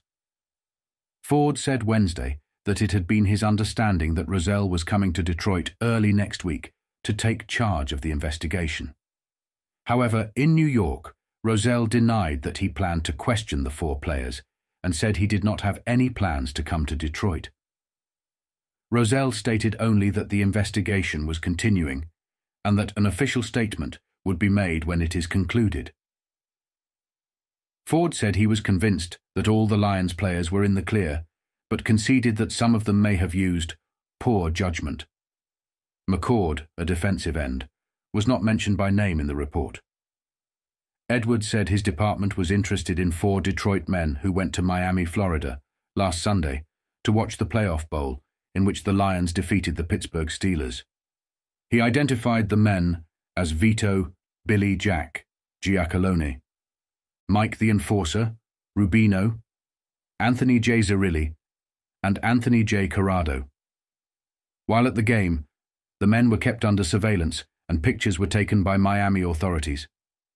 Edwards noted that no attempt was made by the men to contact Lions players. In Los Angeles on Wednesday, Karras admitted he rode on a party bus with Gordy on the return trip from the Lions-Cleveland Browns exhibition game in Cleveland on August 18th. Edwards said the bus was hoodlum-operated. The bus, equipped with a bar and bunks, was driven by either Vito Giacalone or his brother Anthony. On August 6, 1963, in Windsor, Ontario, Canada, an article revealed that Joseph Zerilli, a former Prohibition-era beer baron from Detroit, had been named as the city's crime syndicate leader in a recent exposé based on testimony from mafia informant Joseph Valachi. Zerilli, now a successful businessman, denied any involvement with the mafia or Cosa Nostra, despite Valachi's claims to U.S. authorities that Zerilli was a key figure in organized crime.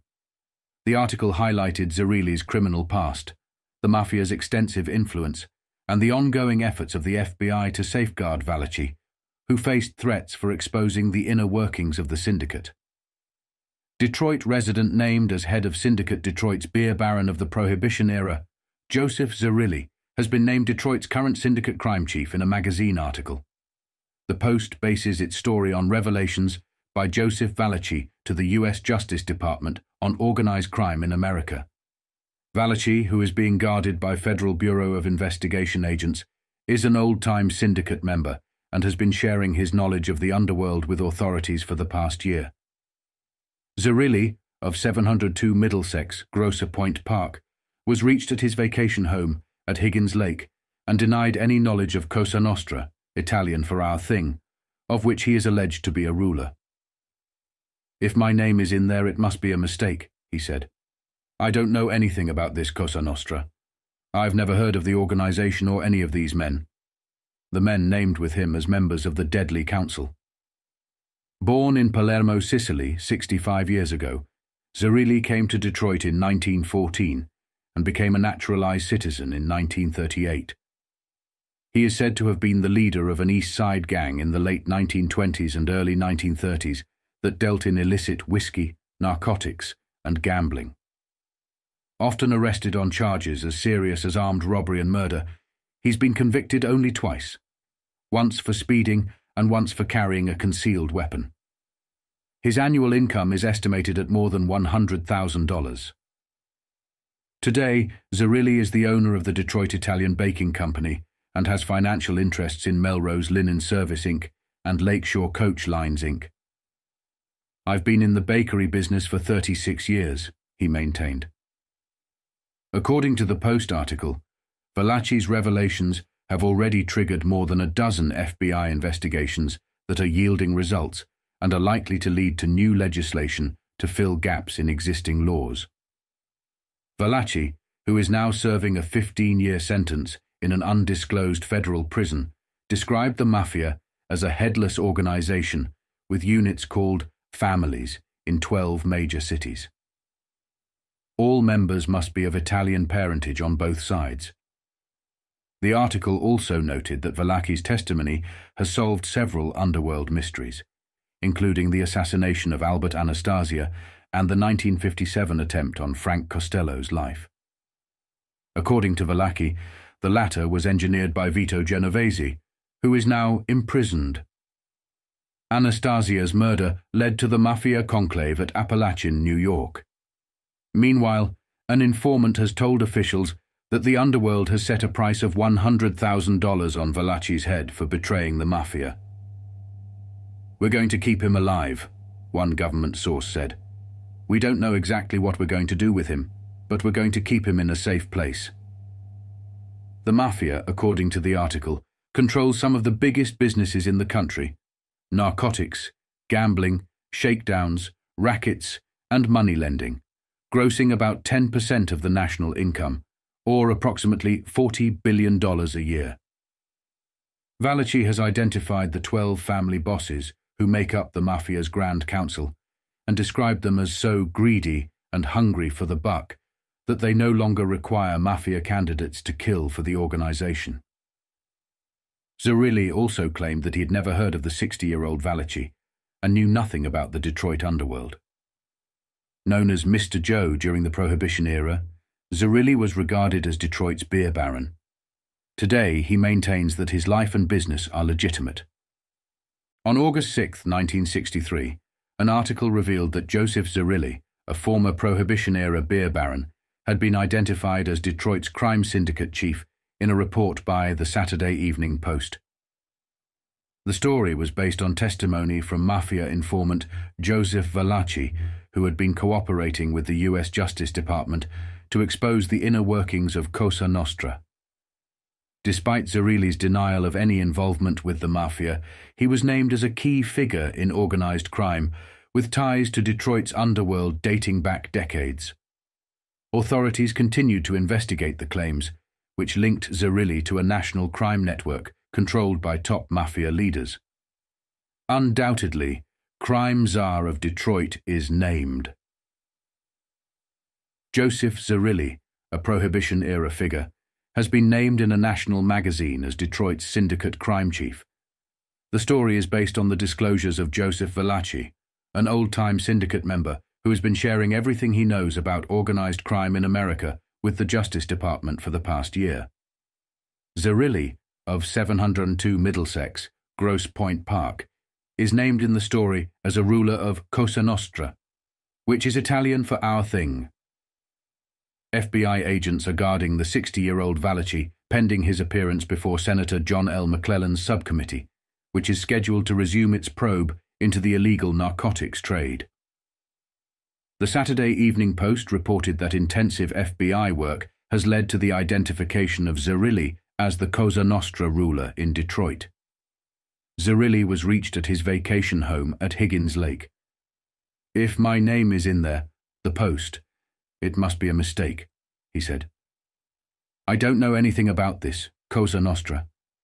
I've never heard of the organization or any of these men, the men who were named with him as members of a deadly council in the Post."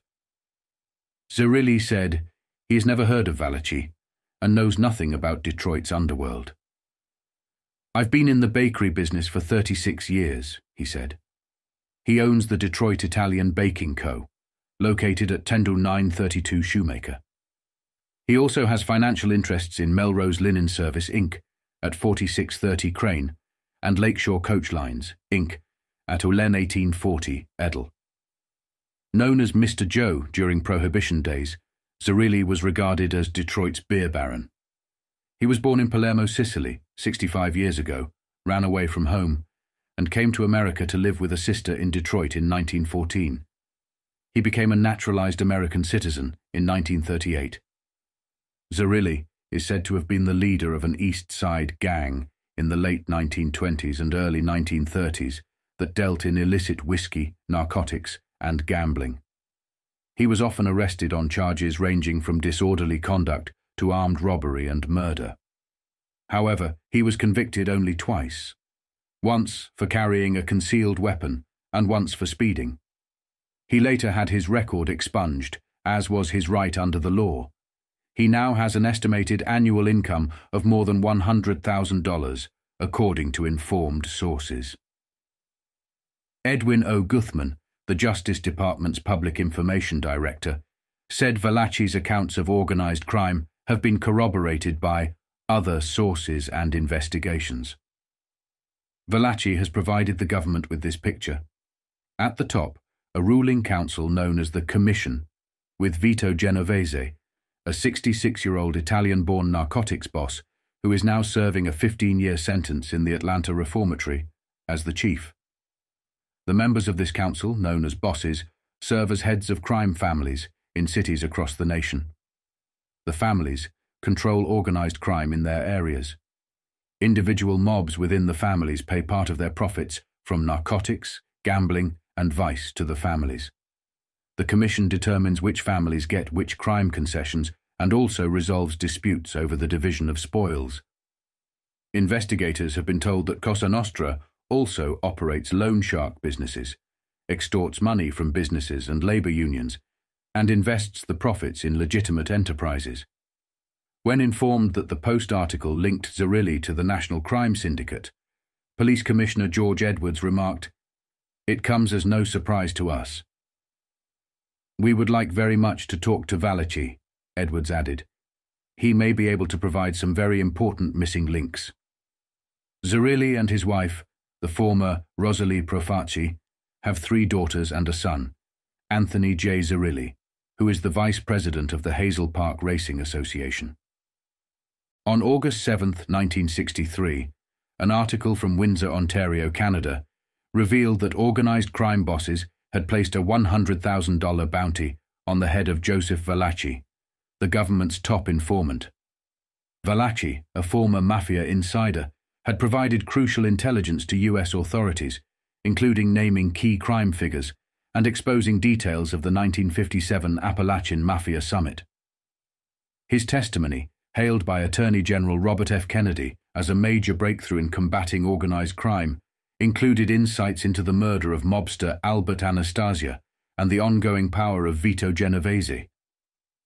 The government vowed to protect Valachi, fearing for his life amid the mafia's efforts to silence him. Mob puts $100,000 price. On head of Informer, special to Newsday. Washington. Underworld bosses want Joseph Valachi, the government's #1 informer, dead. They're willing to pay $100,000 for the job, no questions asked. Government sources revealed the amount yesterday. "We're going to take every precaution necessary to protect this man," a government spokesman said. "If we let him out on the street, he'd be dead in half an hour."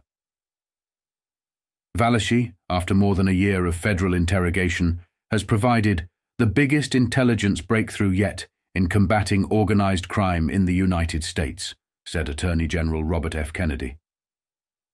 Among his disclosures were the names of the 2 alleged killers of Albert, the executioner, Anastasia, and a detailed inside account of the 1957 Underworld Summit, the Appalachian Crime Convention.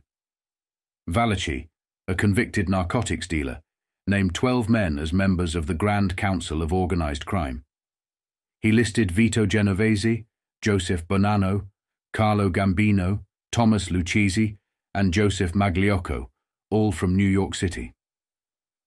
Valachi said Genovese, who is serving a 15-year sentence on narcotics charges in Atlanta Penitentiary, still controls the crime syndicate from behind prison walls.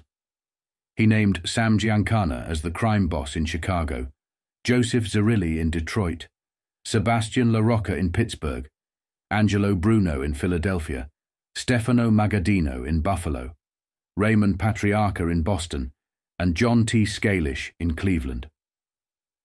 Valachi, 58 years old, the American-born son of Italian immigrants, has vowed to tell everything before the Senate Permanent Investigation Subcommittee in an attempt to destroy his would-be killers. He reportedly revealed that the two men who killed Albert Anastasia in a hotel barbershop in 1957 were Ralph Mafrici, 31, and Joseph Joe Jelly Gioeli. Mafrici is currently serving a prison term for assault and robbery, and Gioeli has been missing since the summer of 1961 and is presumed dead. Justice Department spokesmen say that Valachi's testimony has also shed light on the attempt on the life of Frank Costello and the disappearance of Anthony Tony Bender Strollo. In a Saturday Evening Post article dated yesterday, Valachi stated that it was Vito Genovese, Valachi's former cellmate at the federal penitentiary in Atlanta, who ordered the slaying of Albert Anastasia because Anastasia killed left and right for nothing. Valachi reportedly is never at ease and constantly repeats, "I've never done this before." He had heard while in Atlanta prison that he had been marked for death by the Cosa Nostra syndicate as a suspected informer. In response, he attacked a convict whom he suspected of being his appointed executioner and killed him with a lead pipe. Valachi began talking to federal agents in hopes of receiving leniency in the killing case. He was subsequently sentenced to life imprisonment. On August 11, 1963, an article detailed the groundbreaking revelations of Joseph Valachi, a former member of the Mafia who broke the organization's code of silence, or Omertà, to expose the inner workings of the notorious crime syndicate. Valachi, after spending more than 30 years as part of the Mafia, decided to testify publicly about the secretive organization's structure, operations, and violent history. His testimony, a major breakthrough for law enforcement, revealed the Mafia's complex network of families, its income-generating criminal activities, and the power struggle among its leaders. Despite a $100,000 bounty on his head, Valachi's decision to testify marked a turning point in the US government's fight against organized crime. Mobster loosens grip. Of Secret Ring, Mafia Crime Kin Exposed, by John Gerard, staff writer. Joseph Valachi knows all too well the evil power of the National Crime Syndicate, commonly called the Mafia, and more recently Cosa Nostra. He knows how it can reach and kill even carefully guarded individuals who have been marked for death. Valachi knows this power because he was a part of it for more than 30 years. He admits to having participated in the violent deaths of several people that Cosa Nostra had decreed must be eliminated. Yet despite the danger, he is determined to defy the power of this feared syndicate. Valachi is breaking the Mafia's long-standing code of Omertà, the rule of silence. He has already shared the almost unbelievable story of the National Crime Syndicate with agents of the Department of Justice in closely guarded offices. While the Attorney General's staff and the FBI were aware of some details about the Mafia, they were astounded by Valachi's revelations. Now Valachi is determined to tell his story publicly, possibly before the Senate Investigation Subcommittee hearings, so millions of people can learn the truth about the underworld lords who have grown rich from their criminal enterprises. Through news wires, the press, television, and radio, millions will hear the true story. The decision to testify publicly about the National Crime Syndicate was made by Valachi himself, according to a spokesman for the Department of Justice who spoke to News and Sun Sentinel this week. Patriots founded the Mafia. The Mafia, a secret criminal society originating in Sicily, once virtually ruled the island. It has been active in the United States for about 100 years. Originally, the Mafia was a patriot group formed to oppose tyranny. However, like many such organizations, it became a criminal gang after its original purpose was achieved. The Mafia was formed during the Napoleonic Wars of the early 19th century and fought against French and Spanish rule imposed on Sicily by Napoleon.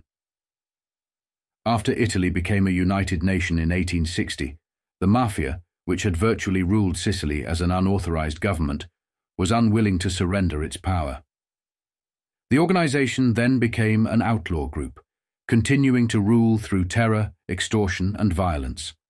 Palermo was the center of its power, and its influence spread throughout the island. In the 1920s, Mussolini moved against the mafia, resulting in the arrest and imprisonment of hundreds of members. The mafia might have been permanently crushed at that time, but Mussolini's forces overstepped, using the campaign as an opportunity to attack their personal enemies, which alienated many honest Sicilians who had supported the crackdown. The Mafia in America. The Mafia was brought to the United States by Sicilian immigrants and became strongest in New York City and New Orleans. In New Orleans, it carried out a widespread extortion racket, mainly targeting Sicilian and Italian immigrants. The Mafia came to the attention of the police in May 1890 when it ambushed and killed members of a rival Italian gang, the Stoppaguera. In retaliation, the Mafia assassinated New Orleans Police Chief David Hennessy, leading to a public outcry and the formation of a vigilante committee that hanged 11 Mafia leaders. Valachi's breakthrough. Joseph Valachi, now under heavy security in a secret location, is well aware of the $100,000 bounty that has been placed on his head by the Mafia. Despite the threat, he is determined to testify. Valachi began talking to federal agents after realizing that Cosa Nostra had marked him for death, believing him to be an informer. In response, he killed another inmate at Atlanta Penitentiary, mistakenly thinking the man had been sent to execute him. Valachi's decision to turn informer marked a major breakthrough in the war on organized crime. He provided federal agents with inside information on the Mafia's structure and operations, naming names, dates, and places, and shedding light on numerous gangland killings, including the assassination of Albert Anastasia in a New York barbershop and the attempted murder of Frank Costello. The Mafia's structure. Valachi explained that the Mafia, or Cosa Nostra, is divided into units called families. Each family is headed by a capo, or boss, and operates in its own territory. Nationally, Cosa Nostra is governed by a council of 12 top capos, with Vito Genovese as the leading figure. The council settles disputes, approves new members, and decides when a capo's successor can take over. The Mafia's operations. The Mafia's income is generated from a variety of illicit activities, including narcotics trafficking, gambling, extortion, and the control of labor unions. One particularly lucrative racket is shylocking, or loan sharking, where funds are loaned at exorbitant interest rates of 20% per week. However, Valachi revealed that internal dissent has been brewing within the Mafia due to the greed of bosses like Genovese and Joseph Zerilli. Whereas the family's total earnings were once shared among all members, the bosses now keep the profits for themselves, causing discontent among lower-level members. The traditional head tax, which provided for legal defense and support for imprisoned soldiers' families, has also been discontinued. Despite these internal tensions, the Mafia remains a powerful and wealthy criminal organization. Authorities estimate that the Mafia generates an income of approximately $40 billion a year, about 10% of the national income. Much of this cost is passed on to ordinary citizens through higher prices as businesses are extorted or controlled by the Mafia. Joseph Valachi's testimony represents the first significant breach in the Mafia's wall of silence. Through his courage, law enforcement agencies are gaining valuable insights into the operations of the nation's most dangerous crime syndicate. On February 20, 1964, the Detroit Free Press reported that the Hazel Park Racing Association was cleared of Mafia infiltration allegations following a 4-month investigation by the Michigan Racing Commission. Former Detroit Police Commissioner George Edwards had previously testified before the McClellan Senate Investigation Subcommittee, accusing the track of being a prime example of Mafia influence. However, State Racing Commissioner Barry N. Beeman's report found no evidence to support these claims. Despite the familial ties of some racing association officers to known mafia figures, the investigation concluded that the track was operating legally and efficiently, without any criminal activity linked to its leadership. Hazel Park track. Cleared of mafia link. Charge. The Hazel Park Racing Association was given a clean bill of health on Wednesday by the Michigan Racing Commission. State Racing Commissioner Barry N. Beeman said that a 4-month investigation by his agents failed to uncover any evidence to substantiate former Police Commissioner George Edwards' charge that the track was a classic example of mafia infiltration of legitimate enterprise. Governor Romney ordered the investigation after Edwards made the charge on October 10th, while testifying before the McClellan Senate Investigation Subcommittee. This state-licensed monopoly operation makes approximately $1 million a year, Edwards told the committee at that time. Much of this is available to further mafia power in the Detroit area, he said. Edwards is now a judge of the U.S. 6th Circuit Court of Appeals in Cincinnati.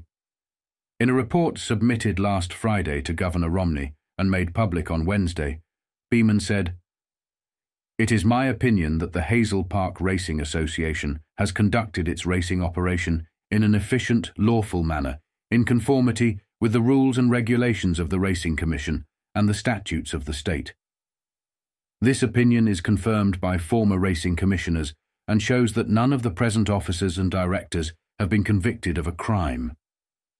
Beeman said his investigators checked into the relationship of Anthony J. Zerilli, Executive Vice President of the Racing Association, and his father, Joe Zerilli, whom Edwards named as one of the top leaders of the Detroit Mafia.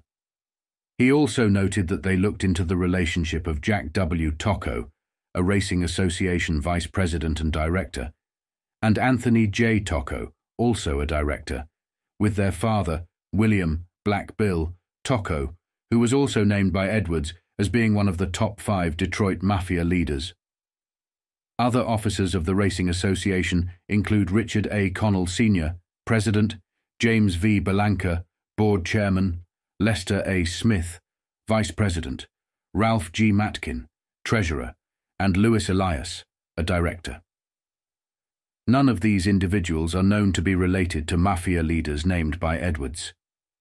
Beeman concluded in his report, "While it is a fact that the reputations and police records of some of the relatives of several officers and directors of the Hazel Park Racing Association leave much to be desired, an examination of police files and the conduct of the association's officers shows that none of the present officers or directors have violated the law or have been involved in any criminal activity."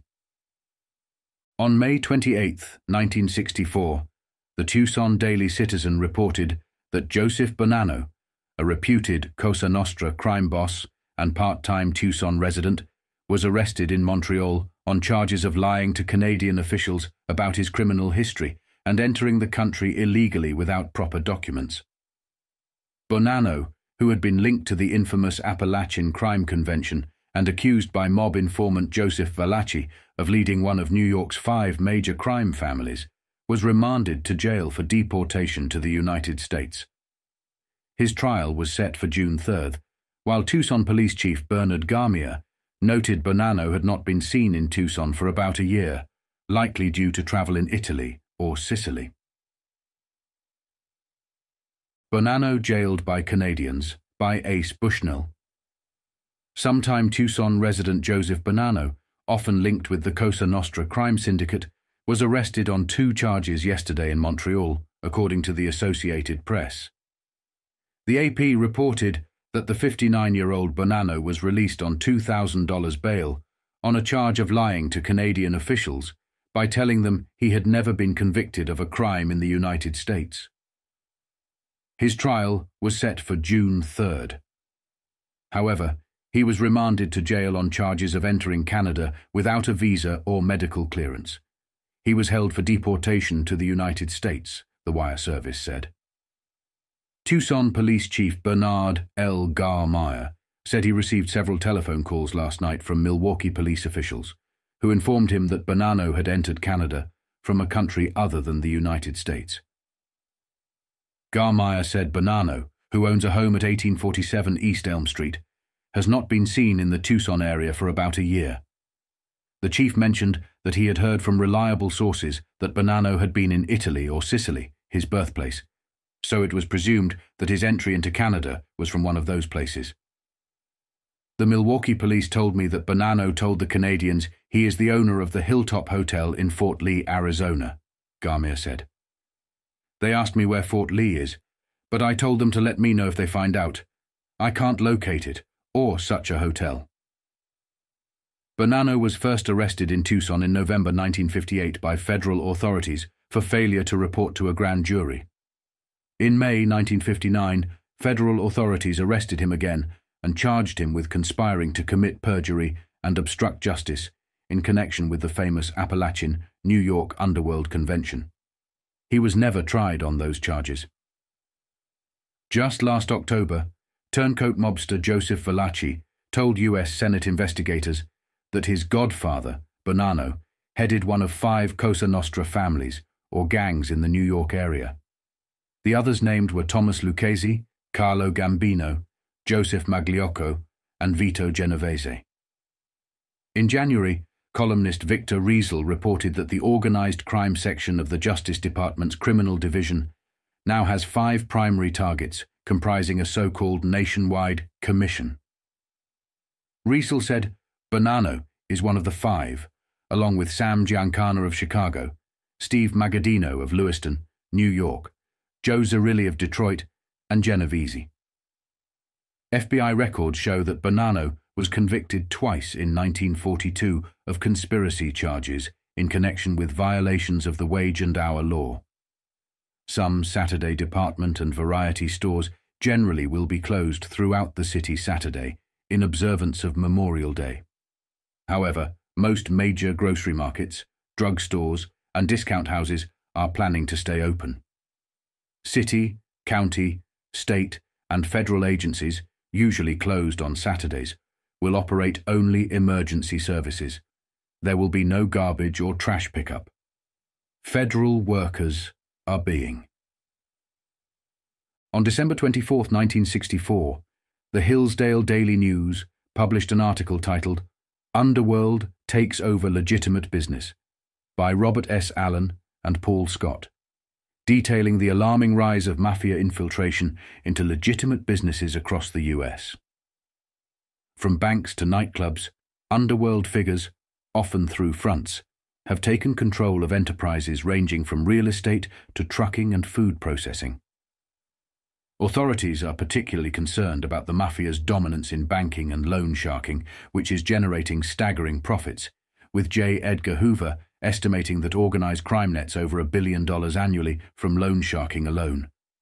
The article highlights how the underworld's ruthless tactics, including brutal collection methods and foreclosures, have led to the takeover of hundreds of businesses, posing a growing economic threat to the nation. Underworld Takes Over. Legitimate Business by Robert S. Allen and Paul Scott. Underworld infiltration of legitimate businesses is now so widespread that hundreds of large and small enterprises throughout the country are either owned or controlled by vice elements. In this increasingly sinister trend, racketeers are turning to banks and loan institutions. Definitely known instances of this are the following. A bank in a prosperous Detroit suburb is in the grip of members of the Detroit Cosa Nostra. Henchmen of Joe Zerilli, a leader of the notorious mob, readily obtain loans from this bank with little or no security. A Virginia bank was systematically looted by 2 hoodlum gangs operating through an apparently respectable front. Using that device, a St. Louis racketeer is strongly suspected of dominating a bank in that area. Owning major interests in the First National Service and Discount Corporation in New York City were leading mafia members, among them Michael Genovese, younger brother of the notorious Vito Genovese, as testified during the New York State loan shark probe. In addition to moving into banking and lending, there is mounting hoodlum infiltration, chiefly through fronts, in other profitable business fields, real estate, auto agencies, building supplies, hotels and motels, trucking, clothing factories, food processors, dairies and dairy products, undertaking establishments, restaurants and nightclubs. One of the best-known Manhattan night spots is deemed racket-controlled. Local authorities have not yet been able to prove that, but they are fully convinced of it. Hoodlums have long had their tentacles on garbage and waste removal, laundries and linen services, vending machine enterprises, racetracks, resorts, entertainment agencies and entertainers, beverage concerns, both alcoholic and non-alcoholic. The extent of hoodlum infiltration into legitimate businesses is difficult to ascertain. There is no doubt of its magnitude and steady growth. But concrete statistics are difficult to detail because much of this activity is carried on through various kinds of fronts. Justice Department authorities roughly estimate these underworld interests amount to many hundreds of millions of dollars. Mobsters are financing their constantly expanding business holdings with huge incomes from organized crime, with gambling and loan sharking being the most profitable. From the latter alone, FBI Director J. Edgar Hoover estimates the underworld nets at least $1 billion a year. Gambling is characterized by him as being even more lucrative. There should be no doubt in the mind of anyone of the enormous profits which the organized underworld is reaping from gambling, said the noted veteran crime fighter. One bank in the New York area was taking in over $6 million a year. Chicago police, in February of this year, found $800,000 in the home of a recently deceased operator of a policy racket who was only a modest operator. This is the type of income which makes the organized underworld economically powerful. Although there is no enterprise, legal or illegal, which members of the organized underworld would shun, gambling remains its major source of wealth. Loan sharking is probably its next best producer. A typical illustration of the profits from loan shark operations was the salary of $1,000 a month the owner of a small Midwest business paid to a racketeer to whom he was in debt. This salary covered interest only and did not reduce the principal. In the end, the unfortunate small businessman lost his concern through foreclosure. Untold hundreds of businesses have fallen to underworld control through foreclosure by a loan shark, declared Hoover. There have been instances of loan sharks collecting as much as $100,000 on $10,000 loans. Collection methods used by loan sharks are ruthless and often brutal. Through such foreclosures and various other methods, including some legal, like purchase and creation, the organized underworld has effected considerable infiltration of the business world. Inroads have also been made in some labor unions. Some of the underworld's most important leaders have gained vast legitimate holdings. They operate these with the same unscrupulous methods they use in their illegal activities, and they are a growing economic threat to our nation.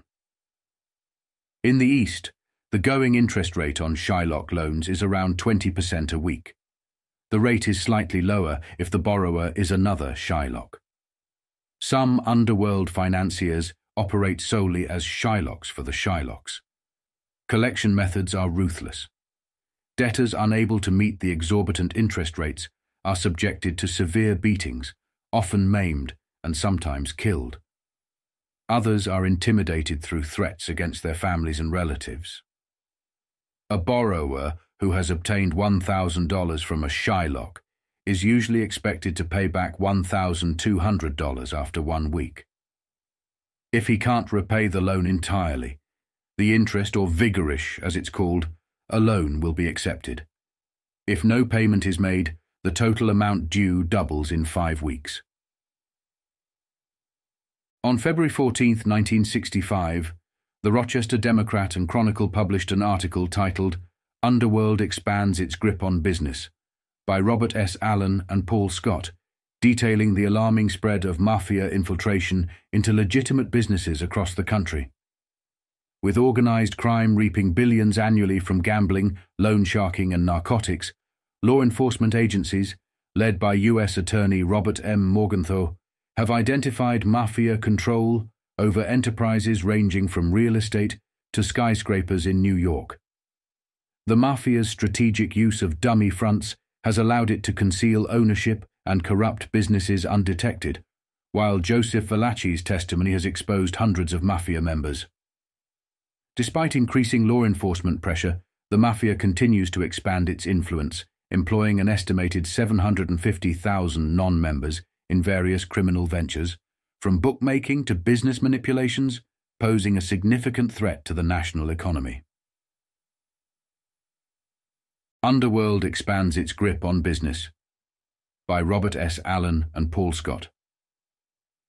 Surreptitious activities have come to light, but investigating bodies have been informed that organized gambling involves $7 billion a year, loan sharks take $1 billion, and the narcotics trade amounts to $350 million annually.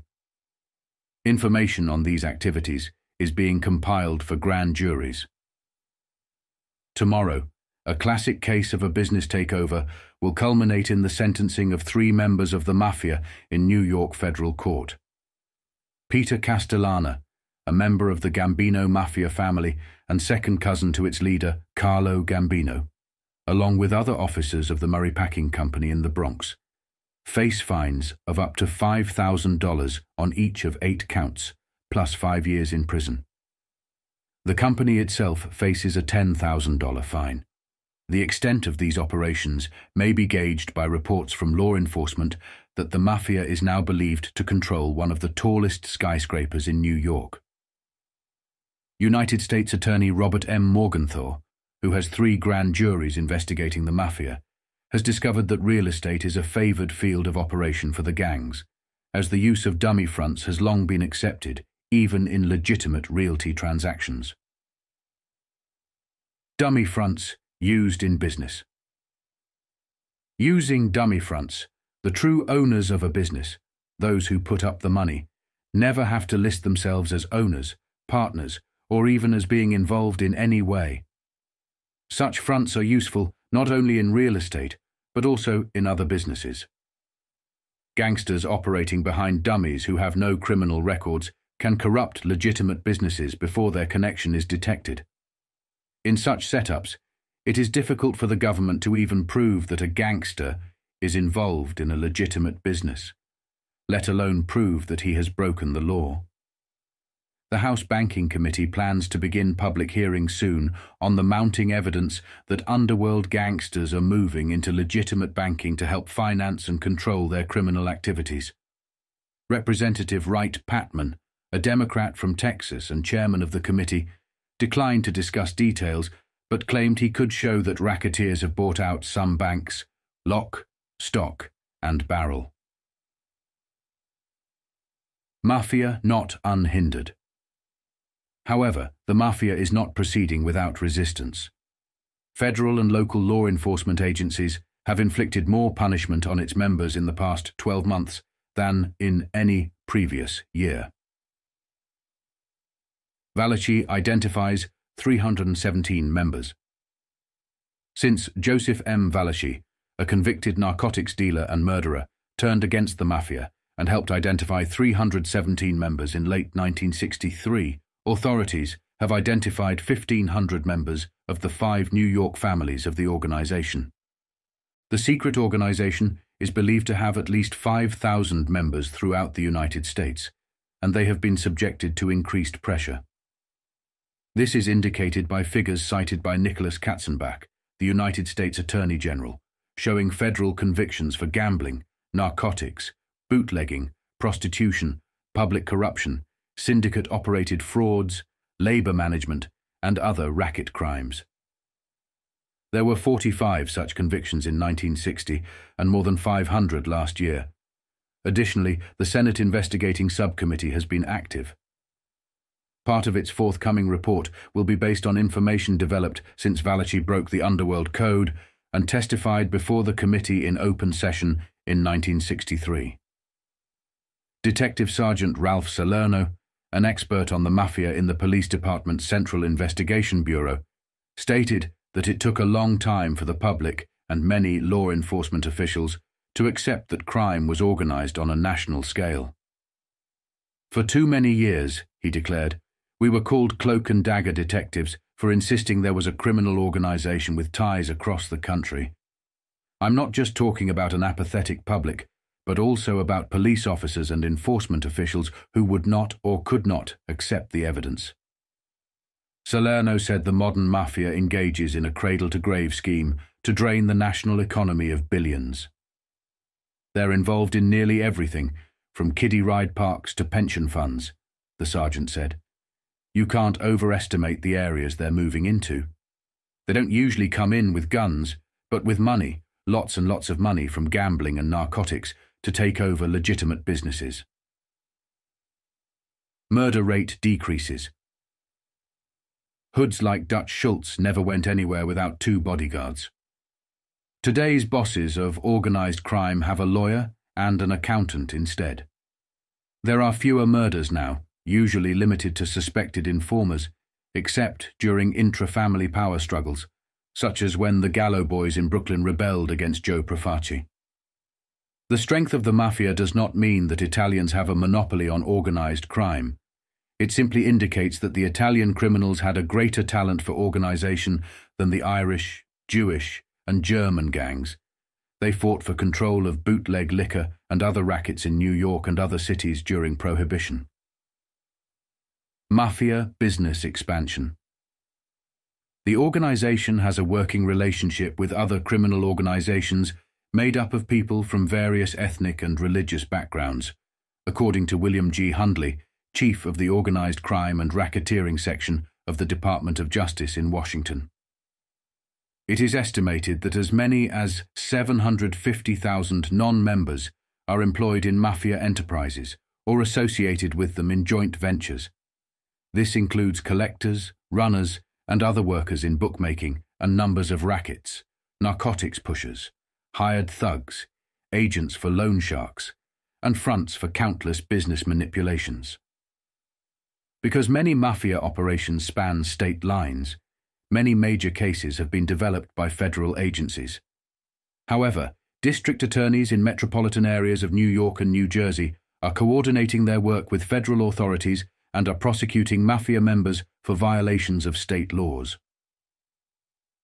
On May 15, 1966, the Kansas City Star published a condensed version of Panic in Chicago's Mafia, an article from the Saturday Evening Post, revealing the rising tension within the mafia due to new legal strategies employed by the U.S. government. The article highlighted the imprisonment of Chicago mob boss Sam Giancana on contempt of court charges, marking a shift in how the government was able to target top mafia leaders. This crackdown on the Chicago Mafia, considered the most powerful Cosa Nostra family in the U.S., underscored the national implications, including potential links between the crime syndicates in Chicago and Kansas City. The article explored how government tactics, such as penetrating the mafia's layers of protection and addressing witness intimidation, were beginning to strike fear into the once seemingly untouchable mob hierarchy. New legal tool strikes panic in mafia. Condensed from Panic in Chicago's Mafia, an article in the May 21, 1966 issue of the Saturday Evening Post by Bill Davidson, a Post editor-at-large, and Sandy Smith, a reporter for the Chicago Sun-Times. There is strong reason to believe there are links between the organized criminal underworlds of Chicago and Kansas City as part of a national crime syndicate. Like Chicago, Kansas City also is one of the target cities of the government's organized crime drives. Copyright 1966, The Saturday Evening Post. Death row in Chicago's Cook County Jail consists of 3 cells in the basement, with cell number 3 only 20 feet from the electric chair. During June and part of July 1965, cell number 2 had an extremely unusual tenant, a short, bald, gargoyle-faced, beak-nosed man wearing an expensive grey silk business suit instead of the usual prison garb. In his dark 8 by 10-foot cell, flanked by 2 convicted murderers, he alternately raged at his guards in terrible outbursts of temper and lay on his bunk repeating, as if to reassure himself, "I won't talk." This man was not a convicted murderer awaiting execution, but a federal prisoner, temporarily being held in maximum security. He could not mingle with other prisoners or even make use of the prison laundry.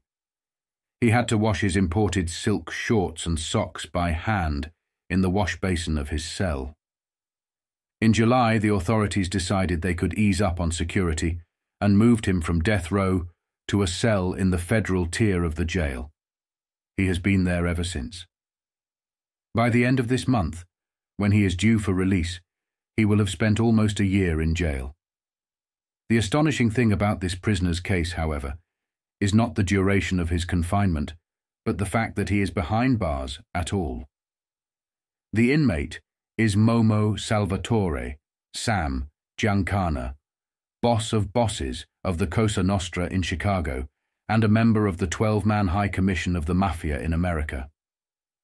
Although he rules a $2 billion a year crime empire dealing in such commodities as murder, narcotics, prostitution, usury, and extortion, the law had not been able to lock him up since he did time for an armed burglary in 1943, when he was just a junior hood with ambitions. The jailing of Giancana, for contempt of court, followed a dramatic change in strategy by the Department of Justice in its war on organized crime. Early last year, the federal government quietly launched a major attack on the Cosa Nostra's Chicago branch, the most powerful and monolithic mafia family in the United States. And its victories there have already helped shape its strategy against the mafia elsewhere. What makes these victories especially significant is that they have been won against top leaders of the mob rather than mere underlings. Not only has the boss of bosses himself gone to jail, but one of his principal lieutenants, underbosses in the Cosa Nostra, has been sentenced to 4.5 years in prison, and another is now awaiting sentencing, possibly for as long as 20 years. This series of defeats for the mafia leadership of a single city within little more than a year is probably unprecedented. Until recently, the men who run the Cosa Nostra in the United States have been able to break the law with almost certain impunity. There are 3 main reasons why they have seldom gone to jail for their crimes. First is the layer upon layer insulation with which the mafia leaders protect themselves. The normal family structure is so skillfully stratified that, for example, when a Cosa Nostra boss orders a murder, the actual triggerman may be 5 layers below him in the structure. Trying to trace a Cosa Nostra crime to the man who ordered it is like trying to fight your way through a maze, says a Justice Department official. Then, when we're beginning to get somewhere, there's a sudden, unexplained gangland murder, as the newspapers call it. We can deduce that the victim was a link in the chain who was destroyed to remove a possible witness we hadn't even reached in our investigation. A second major safeguard for the Cosa Nostra chieftains is sheer terrorism. Witnesses against mafiosi have a bad habit of disappearing, dying, or losing the spirit of cooperation. During the McClellan Committee hearings in 1958, for example, Senator Robert F. Kennedy, then counsel for the committee, questioned New York boss Thomas Three Finger Brown Lucchese about his arrest for the murder of a man named Louis Ceresulo in New York in 1928. According to the information that we have, said Kennedy, the wife and daughter of the murdered man identified Mr. Lucchese and his brother-in-law as the ones who committed the murder. But when they were finally brought into court, they refused to affirm the identification.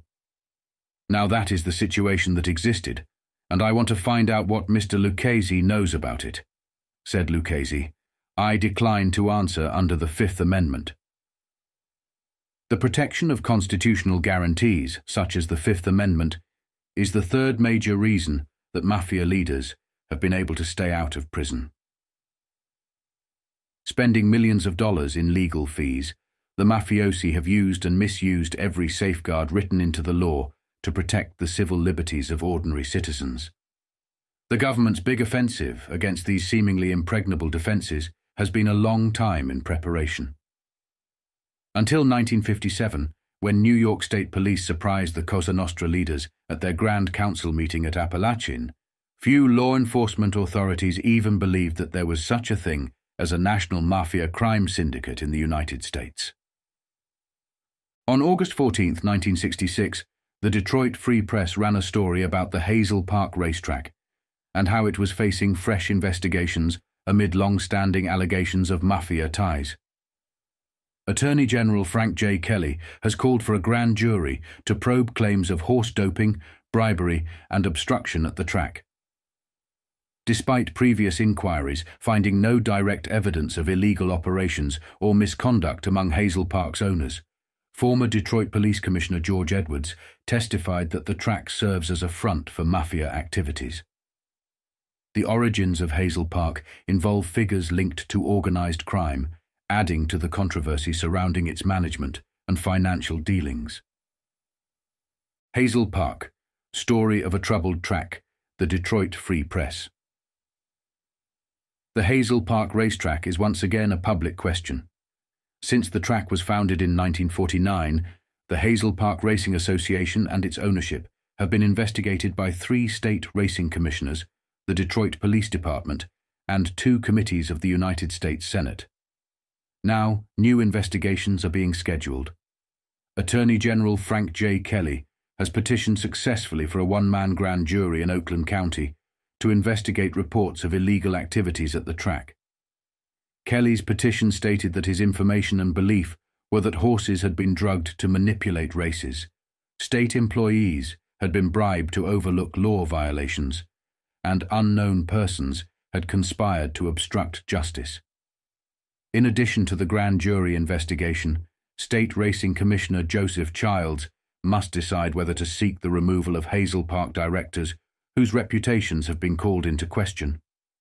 None of the previous investigations found evidence that the track was being operated illegally or that its owners were violating the law.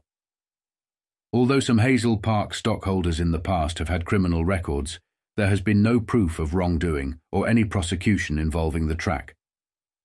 Why the investigation? Perhaps the most serious accusation against Hazel Park was made by former Detroit Police Commissioner George Edwards, now a judge with the United States Sixth Circuit Court of Appeals. Testifying before a Senate committee in October 1963, Edwards described Hazel Park as a classic example of mafia infiltration of legitimate enterprise. He said that much of the track's profits were available to further mafia power in the Detroit area. Edwards's sworn testimony before the committee included a prepared statement in which he said in part, "The Detroit area mafia of the 1960s is big business. On the legal side, it is involved in selling everything from horse races to fruit juice. On the illegal side, everything from dope to football bets. However, the mafia's principal product is fear." Edwards continued, "We must emphasize that we are by no means charging that every one of the 84 persons whom we will name today as mafia members or associates is privy to all of the mafia activities or crimes. We are confident, on the contrary, that knowledge of top-level activities and crimes is held to an absolute minimum number of essential personnel. We do assert that no person whom we name could be innocent of knowledge of the general criminal nature of the mafia's activities." Before the committee, Edwards named 81 men as members or associates of the Detroit Mafia, 3 names short of the 84 listed in his prepared statement. Among those named were 4 Hazel Park stockholders. 3 other major stockholders were not named by Edwards, but were directly related to men Edwards called mafia dons, or bosses. Edwards said before the Senate committee what no one else had proven, that Hazel Park was infiltrated by the mafia. Testimony before committees of Congress is privileged, meaning no proof of its accuracy is required, and the Speaker cannot be sued for libel. Hazel Park's management was outraged by Edwards' testimony and challenged him to prove it. The association offered to open the books and financial records of the track's 9 officers and directors, provided Edwards would agree to retract his Senate testimony if nothing was found. Edwards refused, saying the offer was not material to his allegations. Background and ownership. Because of the police commissioner's testimony, Governor Romney ordered Barry Beeman, who resigned this month as racing commissioner, to investigate the track's ownership. Soon after, Edwards was appointed to the federal judgeship. Beeman's investigation found no evidence to support legal action against the track or its stockholders. The question remained, who owned Hazel Park? Hazel Park was born in 1948, when a dozen Detroit and Oakland County businessmen formed a corporation to build a sports stadium, possibly for racing midget cars. Later that year, Waldo Andrews, a former automobile dealer who was an admitted illegal bookmaker, learned that the corporation had a letter of intention from Louis Breton, who was then racing commissioner, stating it could get a horse track license. Andrews also discovered the corporation needed additional money to complete its plant. Andrews secured an option to buy out the stadium group and another option to purchase land in the track neighborhood. He brought in a fellow auto dealer and horseman, Richard A. Connell, now president of Hazel Park, into the deal. Then Andrews went to his attorney, the late John R. Monahan, for help. Monahan was a law partner of the late James V. Berlanca, who ultimately became a prime mover in Hazel Park's growth. Berlanca and Monahan decided to go into the deal after Andrews approached them. At a conference with Andrews and Connell, it was decided that Monahan and Berlanca would try to raise $300,000 and that Andrews and Connell would also bring in investors. By the corporation's first meeting in 1949, Berlanca and Monaghan had raised their $300,000. Of the $804,900 worth of stock on the company books in early 1949, a clear majority, $570,000 worth, was in the names of Connell, Andrews, Monaghan, and Berlanca. By the time the track opened in August 1949, the financing had increased to $1,600,000. From records and from various investigations into the financing of Hazel Park, this much is known. Berlanca had raised $50,000 from Anthony Zerilli, who borrowed the money in cash from his father, Joseph Zerilli, one of the men named by Edwards as a mafia boss. Joseph Zerilli was identified in Senate exhibits as a Prohibition-era hoodlum and partner in the illegal beer business with William, Black Bill Tocco, another mafia boss. Anthony Zerilli was not named by Edwards. Recalling his original purchase of Hazel Park stock, Anthony Zerilli testified that he was attending a wedding or some other social event at the Sheraton Cadillac Hotel when he heard from Berlanca about the chance to invest in the track. Zerilli testified, "He, Berlanca, mentioned to me, and that happened after my father had talked to me about loaning the money for an investment if I saw fit, and he, Berlanca, thought it was a good investment for me to make. He talked to me and told me that if I knew anybody that had some money, or if I wanted to invest some money, he had a very good deal, and it pertained to racing in the state of Michigan." At the time he first bought Hazel Park stock, Anthony Zerilli was 21 years old. He had just become engaged to be married, an event that, he said, prompted his father to tell him that since he was to assume family responsibilities, if he saw a good investment or business, his father would loan him money to invest. This article from February 19, 1967, reported by the Associated Press, details a proposal by the President's Commission on Law Enforcement and Administration of Justice to launch a national campaign against La Cosa Nostra. The Commission highlighted the extensive reach and influence of this crime syndicate, noting its capacity to manipulate financial markets, corrupt officials, and engage in a wide array of illegal activities across major cities in the U.S. The report, revealing the syndicate's involvement in various legitimate businesses and its extensive network of crime families, emphasizes the significant threat posed by organized crime to American society. Syndicate wears many masks. Washington, D.C., Associated Press, A presidential commission proposed on Saturday night a national campaign against the crime syndicate known as La Cosa Nostra, stating that it wields enough money and power to manipulate the stock market and raise the price of bread. Operating in major cities across the country, the organization corrupts officials, affects the lives of millions of Americans, and funnels the proceeds of its illegal operations into legitimate businesses, the commission reported. It noted that 9 big city leaders control the tightly knit, invisible organization. The President's Commission on Law Enforcement and Administration of Justice said La Cosa Nostra is involved in businesses ranging from accounting firms to the manufacture of yeast. The Commission estimated that La Cosa Nostra generates revenues of perhaps $6 to $7 billion a year. It also controls significant activities in loan sharking, narcotics, vice, and labor racketeering. The panel reported that some of the money the organization makes is used to bribe nationwide manufacturing and service industries with known and respected brand names.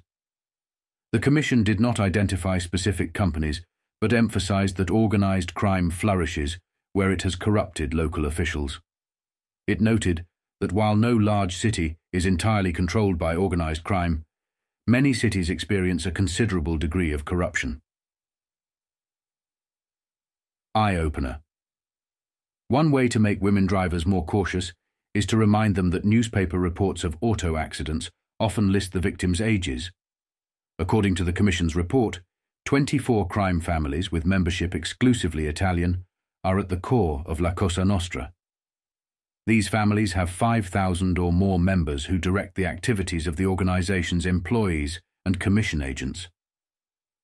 Their governing body is a group called the Commission, which consists of the bosses of the most powerful city organizations. The report identified 9 families currently represented, 5 from New York City and 1 each from Philadelphia, Buffalo, Detroit, and Chicago. The New York family bosses were named in a Senate Investigations Subcommittee report published on March 4, 1965, as Vito Genovese, Gaetano Lucchese, Carlo Gambino, Giuseppe Magliocco, who died and was believed to have been succeeded by Joseph Colombo, according to Senate testimony from a federal agent, and Joseph Bonanno. The Senate report stated that Chicago police believe Sam Mooney Giancana heads the organization there.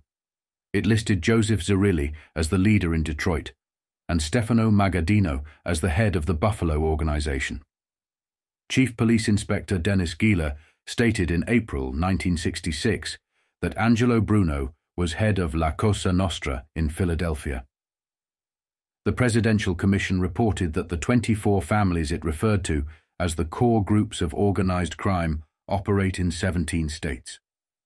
In a significant revelation from Freeport, Bahamas, Robert Keith Gonsalves, president of Bahamas Amusements Limited, disclosed that Bahamian gamblers have contributed $320,000 to the United Bahamian Party through Bay Street figure Sir Stafford Sands since 1963. This testimony, delivered during ongoing hearings, highlights the extensive financial influence wielded by the gambling industry in Bahamian politics. The contributions, made to support the now ousted United Bahamian Party, underscore the complex interplay between politics and gambling in the region. Bahama gamblers. Payout: $320,000. Investigators. Told bad bet. Bahamian gamblers have paid $320,000 in political contributions since 1963 to the political arm of the Bay Street Boys. This was the testimony of Robert Keith Gonsalves, president of Bahamas Amusements Limited, the parent company of Wallace Groves's gambling empire in Freeport. He testified in hearings underway in Freeport that he contributed that amount over the years to the United Bahamian Party through Bay Street figure Sir Stafford Sands. The United Bahamian Party was ousted last January by Lyndon Pindling, whose campaign theme was that ruling whites had grown rich from payoffs from gamblers. Easy money. Watch for the next step toward easier money and credit development following a potential drop in the Federal Reserve Bank's discount rate, the rate it charges member banks. Insiders anticipate that this key lending rate, currently at 4.25%, might decrease to 4 or 3.5% soon. Leave the strike-breaking to us. Greyhound bus drivers will not cross picket lines set up at bus terminals by union maintenance workers employed by the company. Thus, management workers drive the loaded buses out of the terminal, past the pickets to a street corner where a waiting driver boards and takes over the wheel. Pre-election maneuvering. Should Attorney General Earl Faircloth decide to enter the race for the U.S. Senate seat, now held by George Smathers, watch for U.S. Attorney William Meadows to become a candidate for the job as the state's top legal advisor. Meadows was a Dade Circuit judge appointed by former Governor Leroy Collins, now running hard for Smathers' seat, before he took over his federal post in Miami. Closing ranks. Remember when Miami Attorney Dan Paul was persona non grata with members of the Florida legislature? Times have changed. State Senator Robert Shevin has hired Paul to represent him in a pending lawsuit, where Shevin and 2 other local men are being sued for $30,000. Name game. Here's the real story behind the sudden change of the names of 2,000 Esso gasoline stations in the South to Enco. Humble Oil and Refining Company, the marketing subsidiary of Standard Oil of New Jersey, lost a lawsuit when Standard Oil of Kentucky challenged Humble's right to use the Esso trademark in the southeastern United States. Teamster Mafia uproar. The U.S. Justice Department's dramatic revelations about the Teamster Mafia alliance hardly surprised some independent South Florida investigators.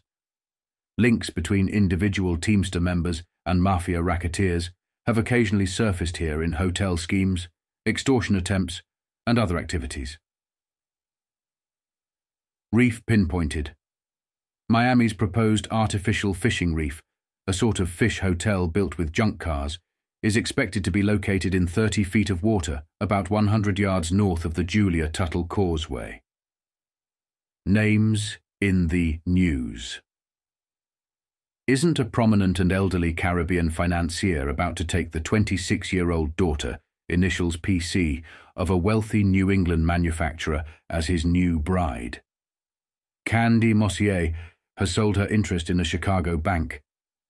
Principal banking interests of Jacques Mossier's widow are now limited to control of 2 Miami institutions. Syndicate gambler Mario Zattalizio, currently running the Emerald Lounge in the Green Heron Hotel at 16801 Collins Avenue, is also in the news. Elia Kazan, the film director whose novel The Arrangement is currently near the top of the nation's bestseller list, was a house guest of Harry Schuster, head of Lion Country Safari, the $33 million wild game preserve under construction near Royal Palm Beach. Among Detroit's mafia big shots visiting here are Black Bill Tosillo, Vito Giacalone, Joe Zerilli, and Dominic Fats Corrado. This article, published on October 8, 1967, chronicles the dramatic and intricate story of Giuseppe Joe Bonanno's return to power within the Cosa Nostra. Following his mysterious disappearance and an international manhunt, Bonanno re-emerged to reclaim his position as the top mobster in American organized crime. The piece details his strategic alliances, including with the Corsican Mafia under Paul Mondolini, and his efforts to secure his criminal empire despite numerous challenges and attempts on his life. The article highlights Bonanno's resilience and strategic acumen in navigating the treacherous world of organized crime. Paul Mondolini, boss of l'Union Corse, key to Bonanno's foiling of Cosa Nostra's decree, the Oderboard, a palatial yacht with Papa locked up by Paul Mesquil. On a raw, rainy midnight 3 years ago, multimillionaire mobster Giuseppe Joe Bonanno vanished from the Cosa Nostra crime scene.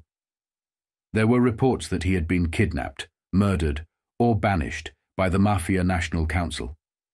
His disappearance triggered an international manhunt that kept lawmen hopping all over the globe.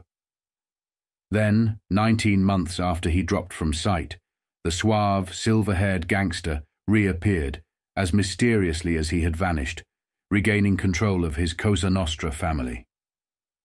Today, following the most spectacular comeback in the annals of organized crime, Joe Bananas is the top banana of the American Mafia. The 2 a.m. incident began at 12:30 a.m. on October 21, 1964, in front of an apartment building at 35 Park Ave, New York City. Attorney William Power Maloney, who lived at that address, had just stepped out of a taxi with his most famous client, Joe Bananas. They had been discussing Joe's scheduled appearance before a federal grand jury at 10 a.m. that very day. As the cab pulled away from the curb, they hurried toward the building. It was raining, and Thomas, Three Finger Brown, Lucchese, among others, was waiting near the entrance. Maloney later testified that the scene was chaotic. Hoods hustled Bonanno into a light-colored sedan, while the gunman snarled, "Get lost," and Maloney was forced to retreat. The scene suggested a kidnapping, though Maloney's initial reaction was to consider it a hoax to avoid testifying before the grand jury. The disappearance Joe Bananas was taken to a vacation home in the Catskill Mountains, about 70 miles from New York City. Ironically, Bonanno had previously visited the same area to attend a Cosa Nostra ceremony where Joseph Valachi, a low-ranking hoodlum, was inducted into the crime clan. For the next 33 years, while Valachi bounced in and out of prison, Bonanno thrived in relative obscurity. However, with the spotlight now on him due to Valachi's testimony, his own criminal empire faced upheaval. The Council's verdict. The Cosa Nostra National Council convened to discuss charges against Bonanno, who had been ordered to appear but failed to show up. The council decided on a death sentence, with Steve, Don Stefano, Magaddino, assigned to carry it out discreetly to avoid triggering a gang war. Two of Joe's former associates, Michael Zaffarano and Joseph Asaro, were involved in the plot to eliminate him. When Bonanno and his abductors arrived at the Catskill hideaway, they were met by Magaddino and his bodyguards. Despite facing execution, Bonanno pleaded for his life, arguing that his narcotics connections were invaluable and that his death would spark a power struggle among younger mobsters. Reluctantly, Magaddino agreed to present Joe's appeal to the council. A new deal. After deliberation, the council decided to spare Bonanno, primarily to avoid a bloody gang war. Bonanno was allowed to resign his Cosa Nostra leadership and appoint his successors, his brother-in-law, Frank Labruzzo, as the head of the New York family, and his son, Salvatore, Big Bill Bonanno, as consigliere. To ensure Bonanno's non-interference, the council sent him on various international missions, including those related to gambling and narcotics. Bonanno traveled with a fake passport, female companions, and ample cash. His journey included stops in Canada, Mexico, the Caribbean, France, North Africa, and Sicily. Gambling base in Haiti. In Haiti, Bonanno obtained an exclusive contract to run the International Casino in Port-au-Prince and manage all slot machines in the country. This arrangement was facilitated by the Haitian dictator François Papadoc Duvalier, who treated Bonanno like royalty. During his stay, Bonanno also arranged for new entertainers to join his yacht. Return to power. As Bonanno's yacht attempted to enter Canadian waters in the spring of 1965, U.S. Customs agents found the new entertainers but did not locate Bonanno, who was on another mission. Trouble was brewing back in New York as his successor Labruzzo died of a heart attack less than a month after Joe's departure. The Mafia Council then bypassed Salvatore, choosing Gaspare Di Gregorio, a figure with ties to both the Bonanno and Magaddino families, to lead the Bonanno family. Despite being sidelined, Bonanno continued to serve the crime syndicate as a roving executive. He set up new opium routes in North Africa and conferred with Italian crime czars in Palermo.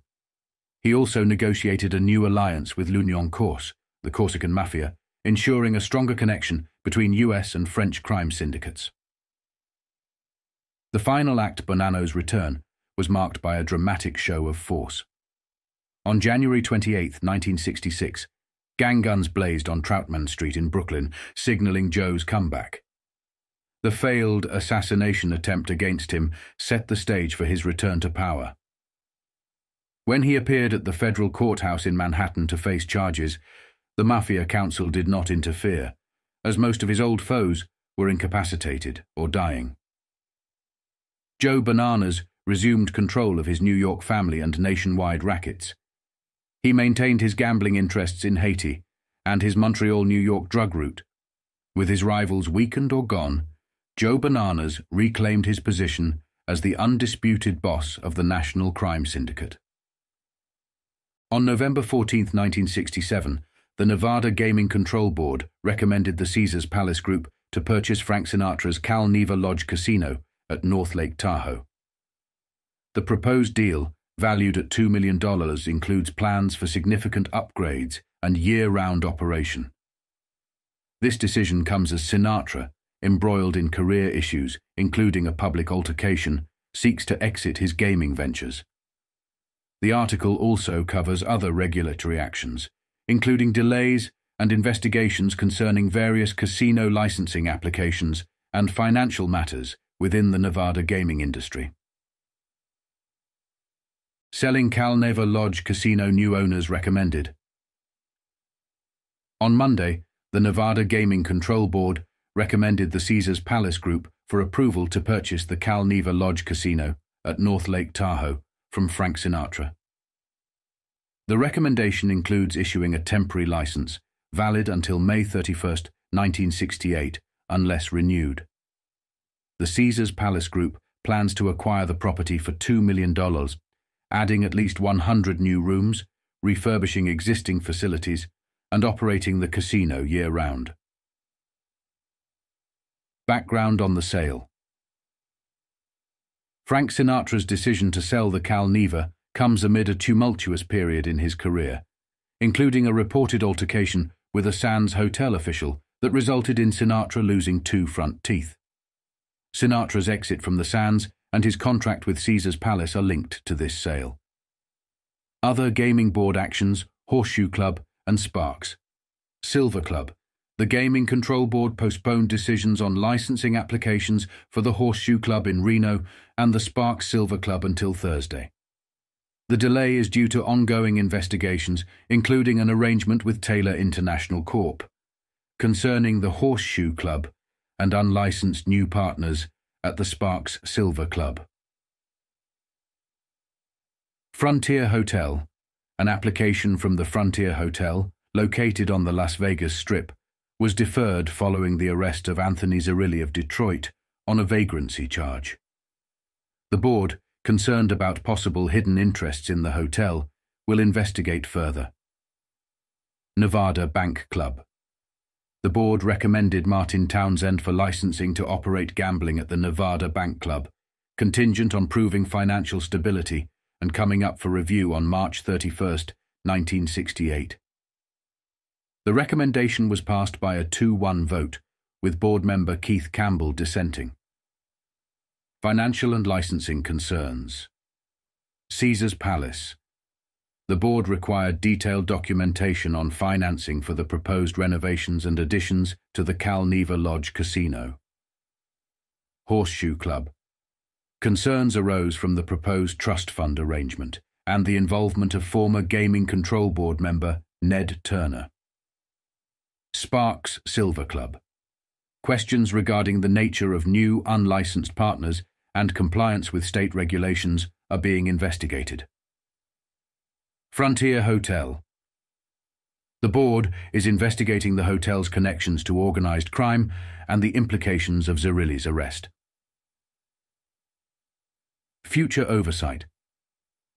The Nevada Gaming Commission will take final action on these license applications later this week, with ongoing scrutiny and investigations into various aspects of the gaming industry and ownership claims.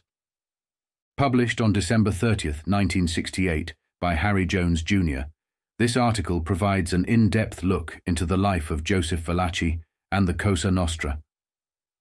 Valachi's revelations, first shared with the Senate and later documented in Peter Maas's The Valachi Papers, offered an unprecedented glimpse into the inner workings of the mafia.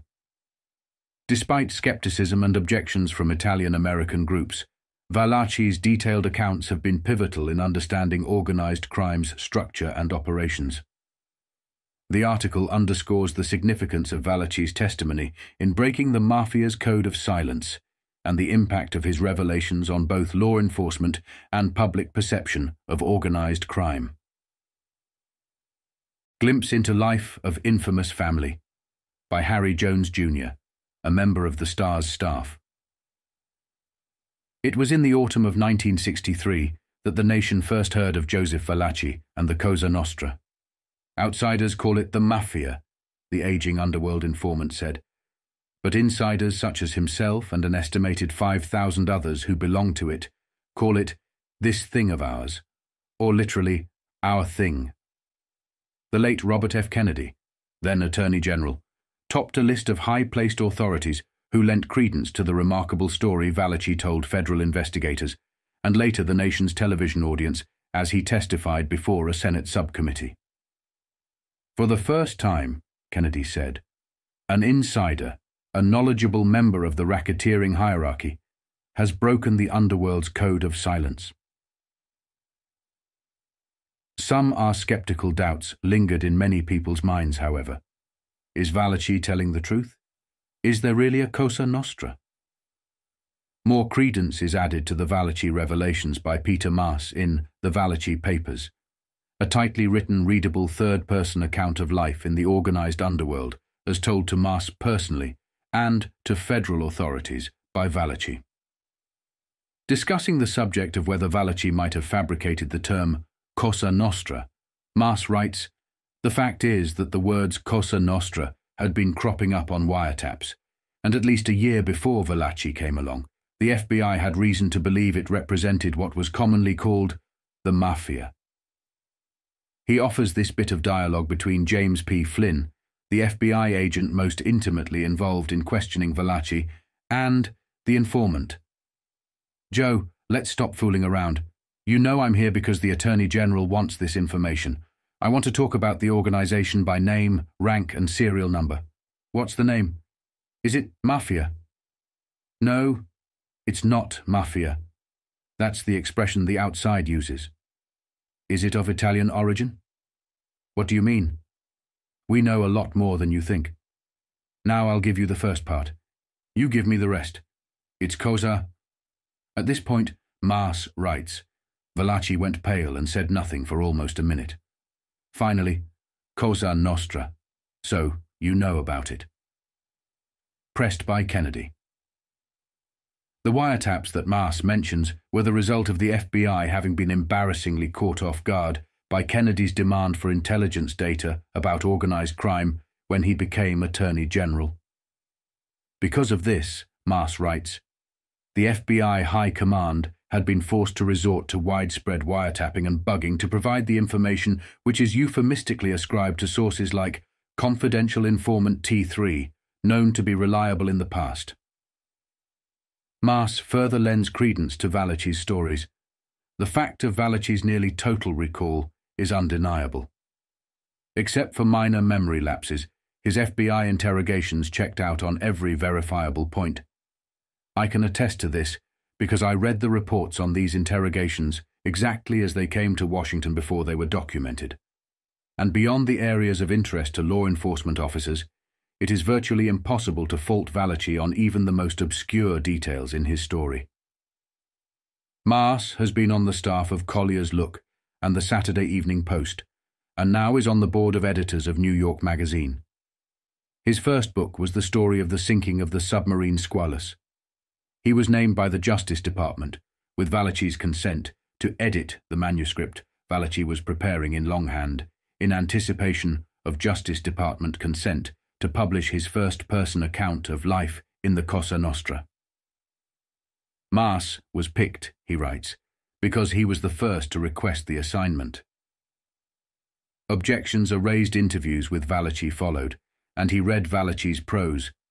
Valachi's style made William Faulkner look like a simple subject and predicate man. But once it became public knowledge what the government was letting Valachi do, some Italian-American pressure groups began to object, and eventually the Justice Department backed down. The pressure groups argued that Valachi's book would hurt the image of all Italian-Americans.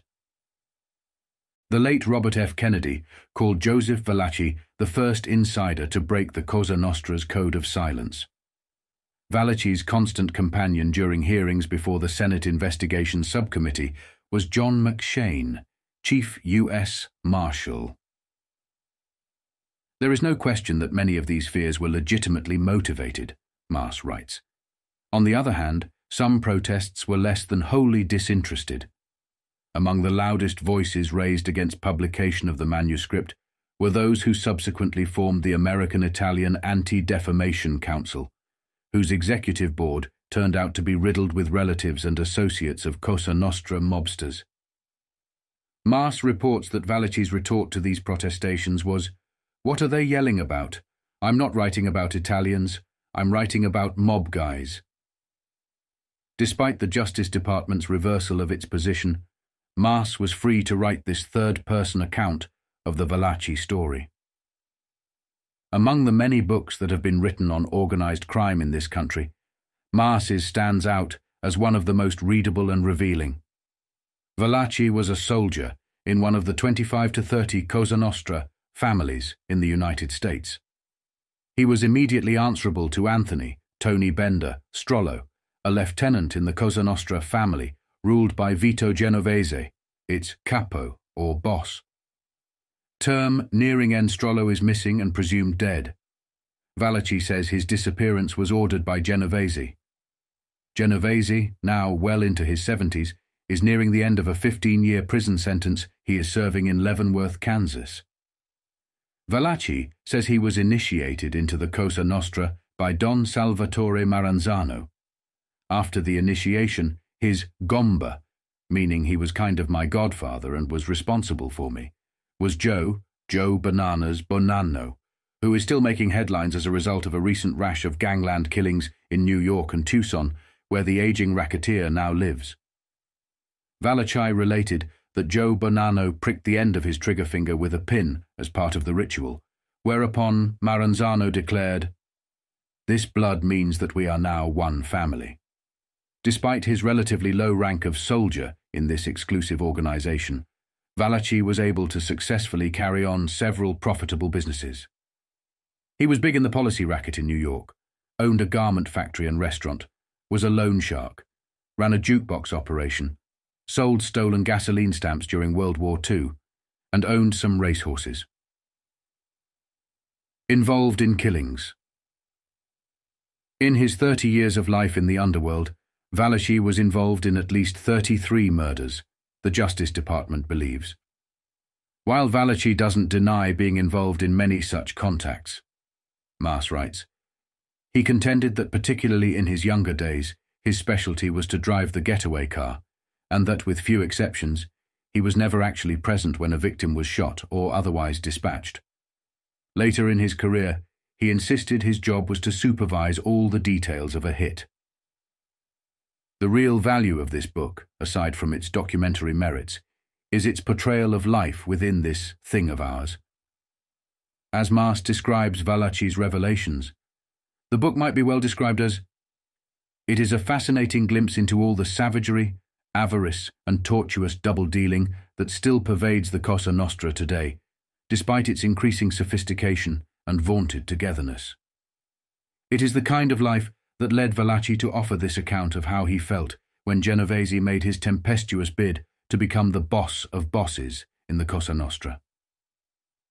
It was a bad time for us. Everyone was a little nervous.